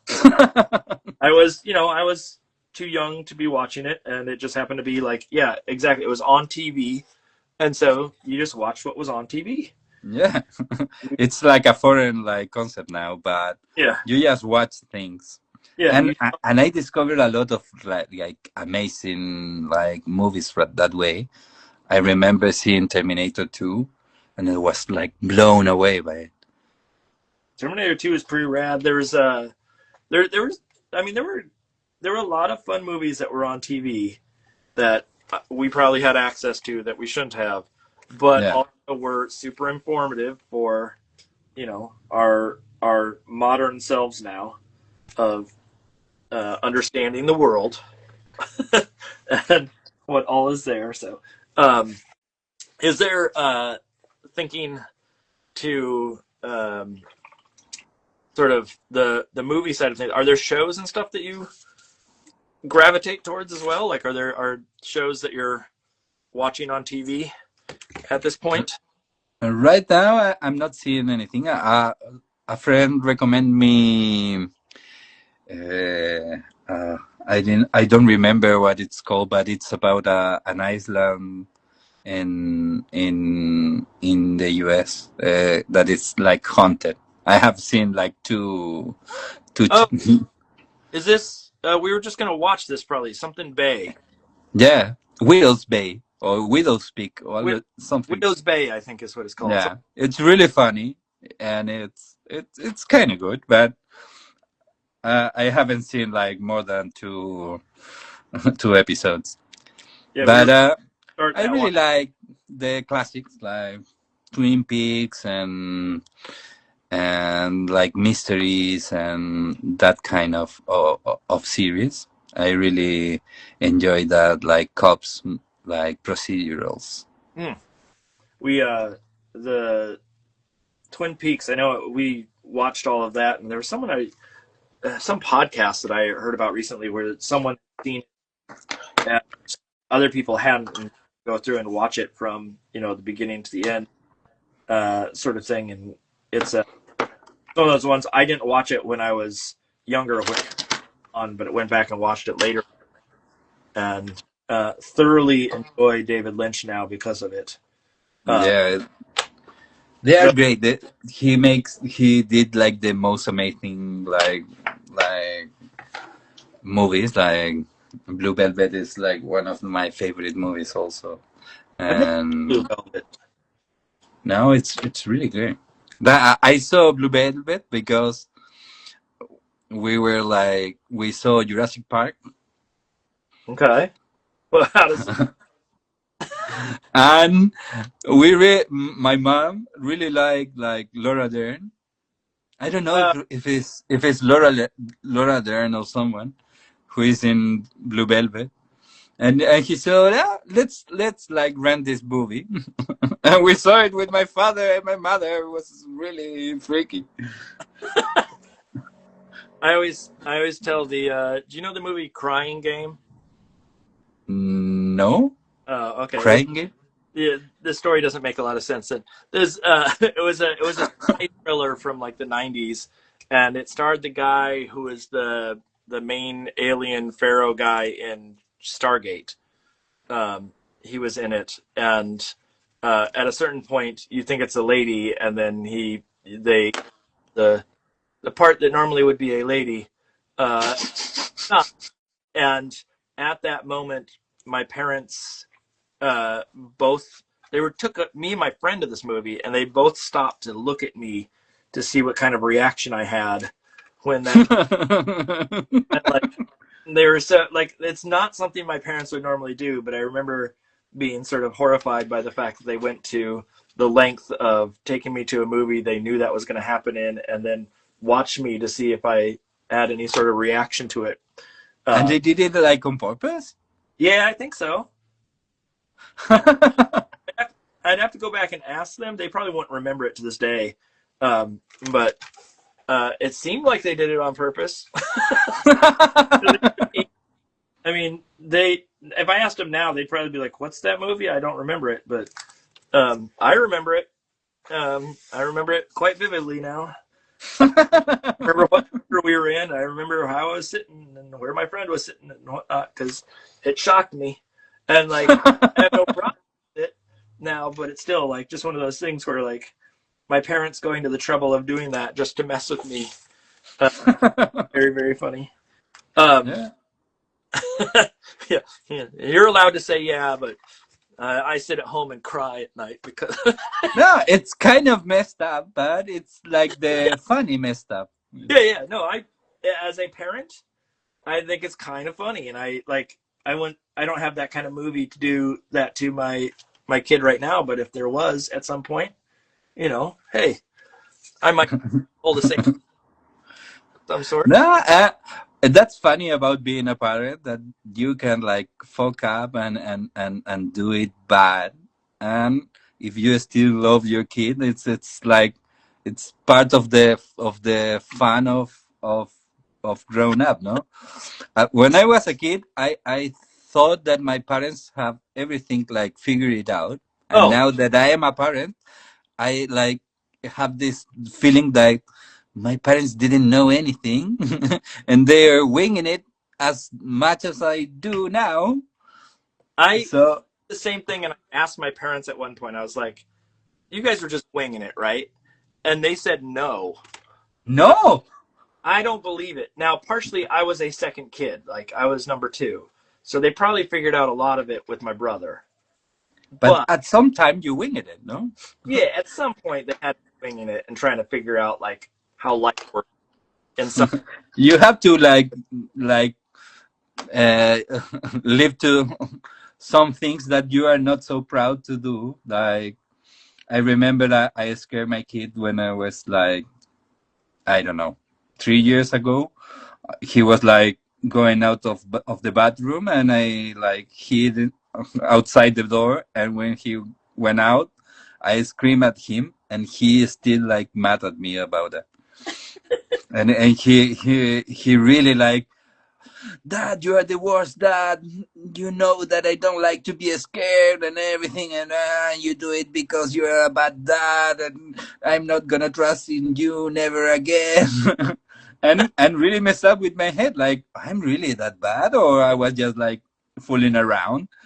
And sometimes you like fucked up, yeah, and hopefully there are like funny ones, but I'm sure that I'm gonna fuck up in the most terrible ways that I don't know that I'm fucking it up. So The other day, this one makes me sad, but the other day, my son, we were pulling into our driveway, and my son he's probably listening to this right now, his seatbelt off and was getting in my wife's face, who was in the passenger seat.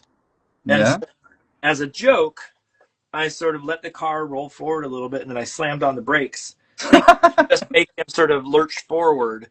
But what happened was he did not have good footing, and he ended up slamming his face into the dash of, and, and he had like gouges of skin that had come out in the process. And of course, it's like he was very angry at me at the moment, but I also was just trying to be silly and something maybe a little too far, Yeah. not the direction I probably should have. But it's still like it's one of those moments where, as a parent, you're like, "Oh man, I felt so guilty afterwards," but I also know that it was not done with the intention of harm, and it was Yeah. done. You know what I mean? Like there's some level of um, guilt, but there's also some of that, like, well, you know what? Things went the way I didn't want them to go. Time it made me a little It's funny. yeah. It made me think. Yeah, and it's scary being a dad sometimes. Like I was like freaking out all the time because I thought that my kid was gonna die was I when I was like sleeping or Oh, did you go in and watch them breathe or watch him breathe? Or he was yeah. alive. I put a mirror behind their nose to know that it was like fogging up. I did every stupid thing that you could do. Yeah. And then, like the great equalizer of all, is like tiresome or being so tired that oh yeah, if he dies, he dies. I have to sleep. Uh, I shouldn't be saying this because I'm outing myself as a real bad dad, but This is. We just got the title of the show. That's what. Pablo Luebert, the If you guys best dad of the world. I know, I know. I didn't believe it myself. I'm the best dad. You told me. No, I try to be. I'm the most responsible I'm with my kid. But shit Yeah. happens, and it's funny when it happens, and it's not so bad. So It. You know what? This is the. I mean, there are plenty of times where I have screwed up and done something wrong. What makes me, or what still surprises me, is my parents saying that they had it all together, because I know they they don't. are not. They're lying to themselves at this point. Yeah, it's not to say that they're bad people. Not to say they screwed me up in major ways or anything of the sort, but like a little honesty. Like, oops. Yeah, but when you have a kid and you start like uh, for a time, like every teenager in the world, hate my fathers and hate my mother and hate my father, and everything that they did was wrong, and they don't know what it's like to be a teenager. Yeah. And now I understand, and I'm really like glad that they give me like all the freedom in the world to fuck up and do stupid things when I was young, and now I understand them so much now that it's really funny that at some point I was like, oh, they don't get it. They were Yep. never young. My parents had this rule when I was in school that I love it, was that I could stay up as late as I wanted at any point in time, um, and I don't have to go to sleep at all, but I do have to go to school the next day. And like I love that sort of like freedom with consequence. And so it's like, I don't think I ever stayed up crazy late. I was not a morning person, and I knew immediately if I stayed up late I was going to suffer. But I did like that idea that they gave me that freedom to make that choice myself in some Yeah, it's like also it's really scary because you are in charge of this like creature that it's like don't know anything and you like overprotect, but at some point you have to like let it go and let them fuck up. Yep. Let them do things that you are not approve of, but Yep. they will learn about it. Yep. They will either sink or swim. Yeah, Not hopefully sure. swim, Yeah. but Or if you haven't taught them to swim yet, they might just sink. That's no, but I'm really uh, I'm kind of overprotected that sometimes I do like strange things, and I show him movies that they are not age appropriate. But yep. who We cares? we took them Everybody. to what was the just saw? Uh, Disclosure Day, the Yeah. King movie, and at first I was thinking like, because there's some movies that are very very like family friendly sci-fi movies, but every once in a while you'll get one where it's like, oh, that's way darker than I think it is. Have you ever seen the movie Fire in the Sky? Whoa, I don't remember. It's the one. It's a true tale about. Well, it's the true story of these guys who claim that one of them was abducted by an alien. Oh, And I haven't. and if you've never seen it, I don't want to reveal too much, but it was one of those movies where like if you look up some of the scariest sci-fi movies out there, it's generally on that list. Um, but it didn't project it that way in the trailers from what I remember. But I like there are some scenes in that movie that I will never look at syrup the same way again because of that movie. And I remember seeing it at a fairly youngish age. I won't say that I was like crazy young, but definitely younger. And it's one of those ones where like I think everybody should see it because it's a fantastic movie, but at the same time, it's also it'll mess you up if you're not prepared for it.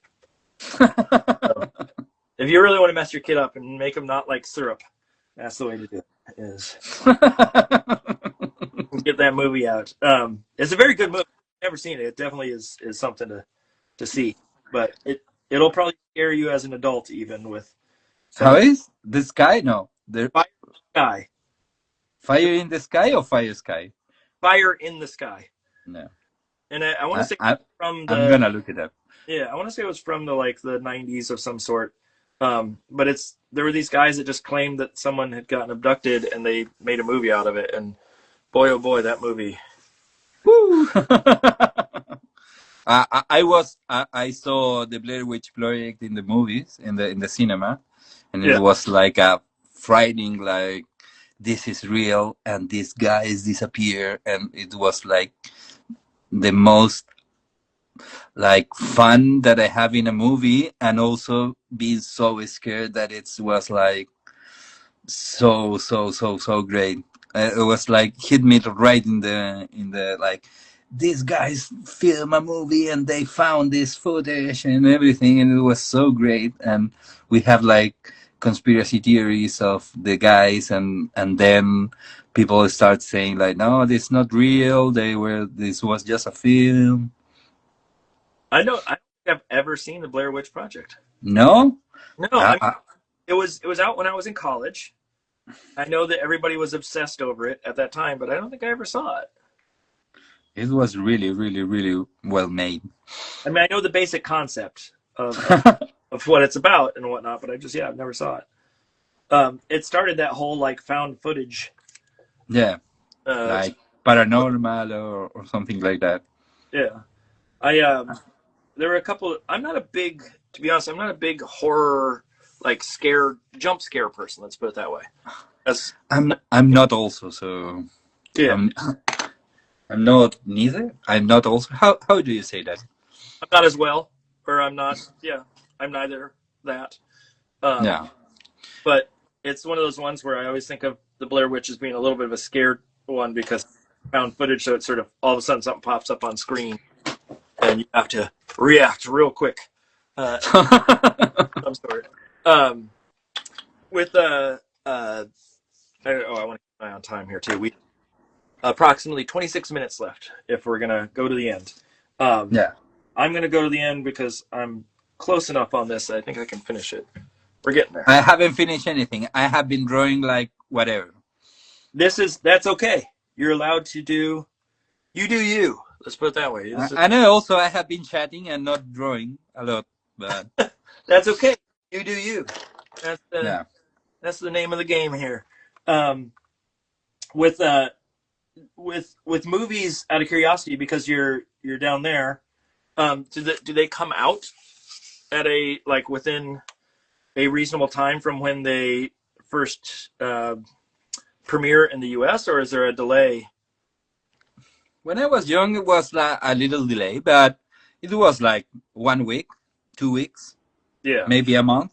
But it was like really quickly. yeah. I remember seeing Toy Story in the was the first movie that I saw in the cinema, and it was at the same time I think, but I wasn't aware of what was rolling in the U.S. But That's but the idea of Toy Story being your first movie. I'm trying to think what my first movie was. I don't even know. I know one of the first movies I saw was E.T. Like, E.T. but that uh, I don't even know. I'd have to go back and ask my parents. Sort of like what was.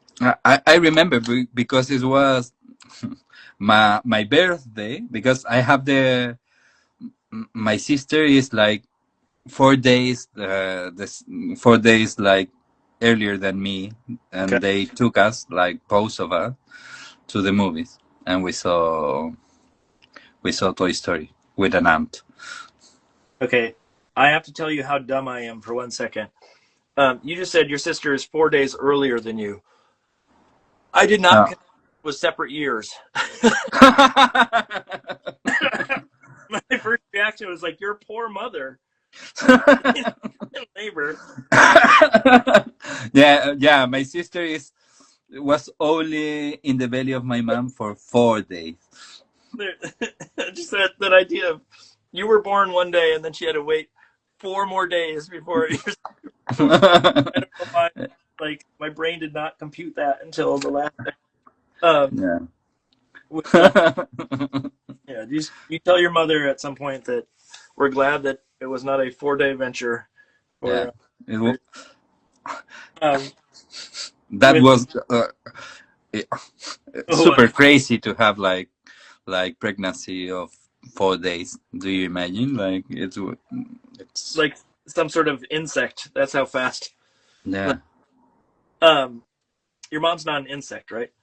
No, Okay. I want to not that I know. make.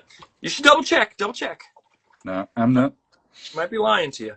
Um, I forget what I was gonna say. I got 2 cats now. I think is the next. I'm trying to figure out like how much I have to get done before I wrap this. That's amazing. I saw you like doing the thing, and there was like two papers like pasted together, and now it's a full illustration. It's like magic, no?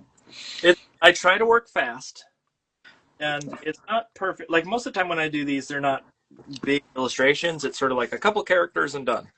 Um, but hopefully it's enough that it gets the idea across. But I don't.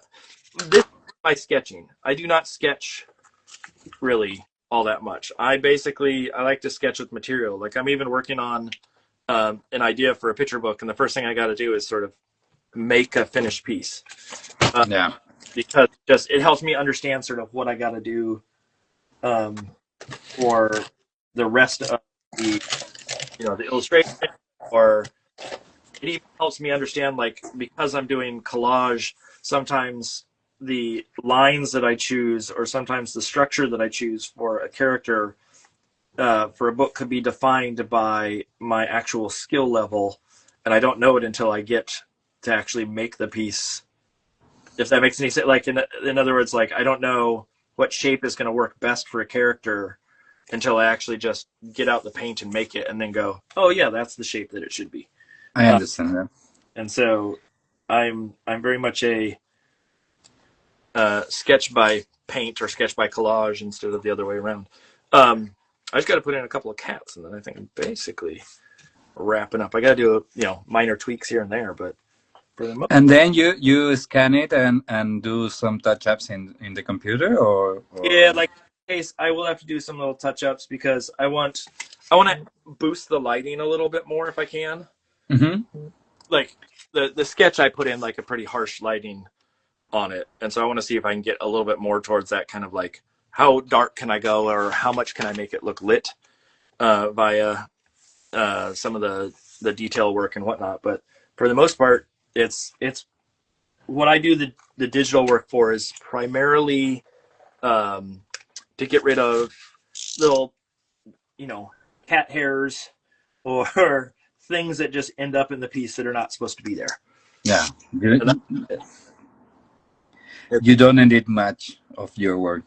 no, I feel like if I get too heavy into editing, it's going to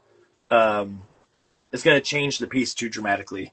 All of a sudden, I'm going to be doing a very different piece. Like it's gonna start to look like something else, and partially just because I start to go in and edit. I get into what I refer to as pixel pushing. Yeah, I do that a lot. Yeah, so I try to avoid that as much as possible. So I just need to paint a couple of cats, do a couple of shadows here and there, and then I think I'm basically wrapping this thing up. I'm trying to figure out what color to make the cats though. Maybe that blue up here if I can.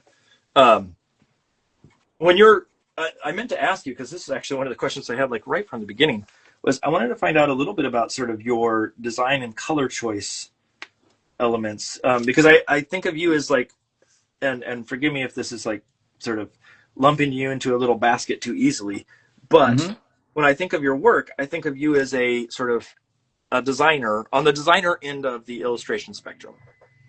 And yeah, I think it's fair. Yeah, you think in shape, you think in line, you think in sort of color and things of the sort versus like, oh, I'm going to be the painter of like Thomas Kincaid of sorts. No, I don't know. I think I started like thinking about shapes. Like I want this shape and this like heaviness, and I don't know how to put it, but when you put it in the paper, you start to notice that some things go together, and you start like playing with the shapes, and yeah, I think I started thinking illustrations in shapes. Like a pig is a circle, a cow is a circle, a person is a rectangle, and a building is a rectangle, and I try to like simplify it until the end. So I think that's the process that I do most. That is most designing. I think it's like the editing part. Like I have to do it like more simply with less strokes, with less shapes, and I try to. I don't know. It's kind of like a challenge sometimes. Like you, can I do this like the same thing but even more simply, or with with the I don't know, with one less color or something like that, and you start like finding things that you didn't see when you were like have all the tools at your disposal. You start like cutting things, and you start to like discover that maybe in the negative space you can put something, and that change how the flow of the page happens, and you start, and that's what I do. Like I try to like simplify it the most to like being super like picky about how everything is like put it in the page. Well, one of the things that you started out by saying tonight or something like that was like, well, I know that I want to work with squares or triangle. I forget what it was, the shape that you mentioned, Yeah. but the idea of like that was the precipice for the start of the whole thing was just like, here's the shape that sounds interesting to me tonight. Uh, I do the same thing where it's less of a, it may not be shape oriented, but it's like I want to work with this pattern, or I want to work with this, some minute element, and that's enough to go on. And then I figure out sort of as I start to work, I start to figure out, okay, well, that's how I'm going to use it, or that's how I'm going to interpret it in this piece. Is that square is going to become this thing, or just that idea of not 100% knowing where you're going, but that there's some basic core fundamental shape or design element that is the basis on which you're going to play going forward. Yeah. Is yeah, in some sense, in my mind at least, is always very smart because it takes a lot of the pressure off of, oh, I need to have all the answers before I start putting work down, deciding what this thing's going to be.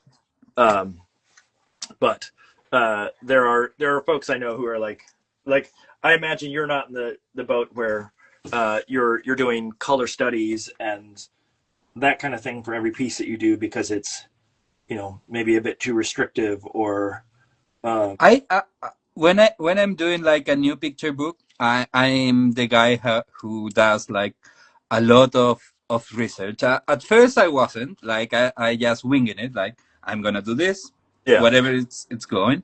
But with time, and with failure, obviously that you start to learn like, hey, if you wing it like all the way down, you miss some opportunities that you can stir the illustration or the picture book to some way, and I start like looking of like ways of, I don't know, to have more control about the finished picture book without influence the part of the drawing and the illustration. So I end up doing like a lot of a, a lot of research. I remember my editor is like a great illustrator, no? Paloma Valdivia is it's like a Chilean like great of the greatest illustrators here in Chile, and he does this kind of books, and she's my editor in Chile. Is this why you're saying that she's the greatest? This is because she's your editor. Yeah, she see me, so I'm Yeah, Paloma. Gracias. Now she's really great. She's yeah. like super like he's like have done like a lot of books, and she's great and very supportive and everything. It's not like and we were talking about like making books and making things, and she told me like you like jump into the books like it's nothing, like you start drawing and eventually you finish the book. And I was like, and how do you do it? And she said me, I collect photograph and I do sketches and see a lot of like little studies of color or composition, and I gather a lot of reference, no, that Yeah. this is, I don't know, this book is, it's a book of questions. It's a very known like Chilean poetry book of Pablo Neruda. It's jumping in, but with some sort of oh, I know that one. Yeah, yeah. Yeah, and Paloma is, it's really great. And she was telling me like, yeah, you can, and I start thinking about things and all the things, and I start to like making things up and start to make like a folder full of like little reference about the things, and then start doing the book. So I tried it, and I really clicked on me like this part of like gathering information before it, and I think I bullshit it. She had like a method and everything. I just like oh, I really like that idea. I'm gonna try it, and I end up doing like a lot of reference, and then try to remember it, and then not look at that reference ever again. Yeah, yeah, So yeah, yeah. I try to do it like from memory. Yeah, I know. I know a few people that have done that where it's that like, it's the thing that I've told a few folks too. Just that idea of you do not go directly from the source material to your image. You have some sort of in between, and so Like a you buffer, you know? sketch from the original, and then you work from your sketch, and Yeah. you don't ever reference again. And so there's a little bit of things off a little bit because you essentially separated it that way. Um, there, This is the illustrator. It's really great. It's not because it's my editor. It's like I have the. I'm so fortunate to be like working with her and everything, and she's really great. No, it's not because she's your editor. Uh huh. Uh huh. no. But she's a great illustrator. Paloma Valdivia. If you don't know her, you should look it up. It's Yeah, really great. I know the book. It's on a list of books that I want to get my hands on, and I just haven't seen the book in person. Yeah, Um, it's really great. And she like, I don't know, she didn't taught me that, but I was like, that sounds great. Like I'm gonna like I'm not so like um I'm not the kind of guy to do like much research, but I find images that are suggestive and things that are like in the same ballpark or how we imagine things, and then and sometimes I saw something that an illustrator did and fall in love and say, oh, how I can do it, and I start analyzing how they do it, how they come up with ideas, and try to find in the internet some interviews or some, I don't know, some video of them, I don't know, drawing or talking about illustration. It's I'm really like a consumer of seeing people like drawing and talking about their work. It's really, some people are really articulated about what they do, and they are such like good teachers about what they do. I don't have really any like, I don't know what I do. It's like a little bit of magic. I just do it, and what is happens, and I don't have much control about it. That's what I think about it. And it's really great when you encounter some illustrators that can like put in words things that are like, I do this because of that, and then I did this. I was watching the interview with Felicita Sala, yep. and she was great talking about her own work. Like she had like this way of talking about his own process and how she does things that is really interesting. It's not, it's uh, I think that she works different than me, obviously, but she have like a know-how of how she works. She was the one where like after because when I do these, I watch the person work a little bit in the background, but I also have to be making my own thing. uh, And she was the one where I went back and watched. And I was like, I didn't how catch you do that? how she did some of the stuff until afterward, and I'm totally fascinated by her decision making. I wish I had the chance to like go back and ask those questions and be like, okay, why did you make that decision? Okay, well, when you did that, what was the thought process there? But it was one of those time wise, you don't have time to get into all of that in the moment. I'm sure that after this, I'm going to do the same with you, where I'm going to go back and be like, okay, I already asked one question. And you're gonna see my little aliens riding a two-wheel. You have to try to wait. Okay. Oh yeah. Okay, right in there. I did notice the spider part up top, but then I had to drift away, and so I missed the alien driving. Um, it, it's I can only look up and catch little moments in that Yeah. mix, and so like watching these afterwards, it's always like, oh wow, I didn't even catch that, or I didn't see that little bit. And so it's always fun to go back and sort of see the little nuance that people put in. I have to figure out if I want to write. I guess I want to write this in here. I need to write dog park and town square in here. Let's see if I can get these in. Wow. It's 6 o'clock. I was worried about that. What I'm gonna talk about. I don't have like enough words to talk about for 4 hours of what I do. And now I'm rambling about movies and being about that and everything. This is what this is we start out talking about, business, and then it turns into, we start talking about anything and everything, like being a bad father and all those fun things that show up in the mix. I mean, about me being a bad father, not you. You're a great father. I'm a great father, obviously. Yeah. And you obviously are a great father, no? Sure. I'll take it. I won't deny it. So, I am. Where are we? Yeah, we got like 4 minutes left. Okay, I'm gonna get this done, and then I'm gonna stop, and we're gonna get ourselves back on screen for a second to set Yeah. up. I gotta paint a mouth, and I gotta do a little shading on the cat, and a little tiny bit underneath the people, or underneath the characters, and then I will be done. Sorry, I'm trying to. Perfect. Don't worry.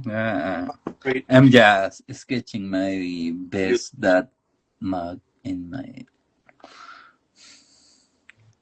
just need to make sure I do a separation so that the head sits separate from the body there. There we go.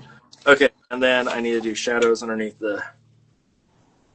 Yeah, and I'm gonna show my. I really like. I have like so much books and things that I wanted to show, but I couldn't. But I did this fancy with a friend, with Chema Peral. He's a great illustrator from Spain. And he also like contact me and say, "Hey Pablo, can you do a little history for my fanzine?" And I end up doing this like meditation of being alone and don't have time. It's called like a free day. And it's about like being like daydreaming and having like having some thoughts about the world and everything. Yeah, I really like it, and I'm. It's like the part of my work that I really enjoy. It's doing this kind of things that I do it just because. No, I'm really into like doing fanzines and other like things, and I collect fanzines and everything. So I for example, I did these postcards that are like mystery postcards that you have to find like the bad guy, and they are all reference to different things that I like. And I did it with my kid, and it was so funny to do it. The how when you pick, I'm still just trying to wrap up this real quick. Get done. Don't worry, I'm like when you're deciding what projects to tackle and what projects to not tackle, are there certain things that you look for in the sense of like in the person when I do my personal things is what I'm obsessed with it. I was for a year and a half ultra obsessed with the Shackleton expedition to the Antarctic. Okay. I read all the books. I buy a book that I shouldn't buy that costs me like too much money that I'm afraid of talking about the book. And I was like, I read everything about it, and I was sure that I was gonna be like, I'm gonna do a book about this. And there is a lot of books, illustrated books about it. It's a topic that a lot of illustrators have like tackle, and better than me, I think. So when I was like doing the research, or I wasn't doing research. I was just super into it. I discovered that one of the guys who survived ended up having a bar in England for like, I don't know, 40 years or 60 years. I don't know. Maybe it's still up there.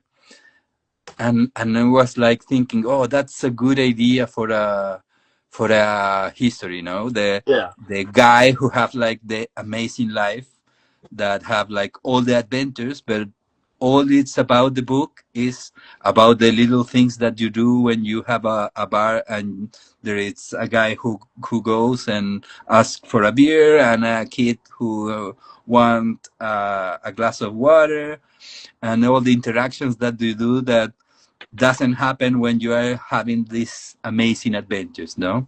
So I'm really interested in this kind of detours of life. Like, I'm really, really into this, but you find a little detail that it's like that send you in another direction, and you find it like so great. I'm still like writing that book, Pab- and Pablo, I'm I'm gonna cut you off. It's gonna cut us off in like 2 seconds.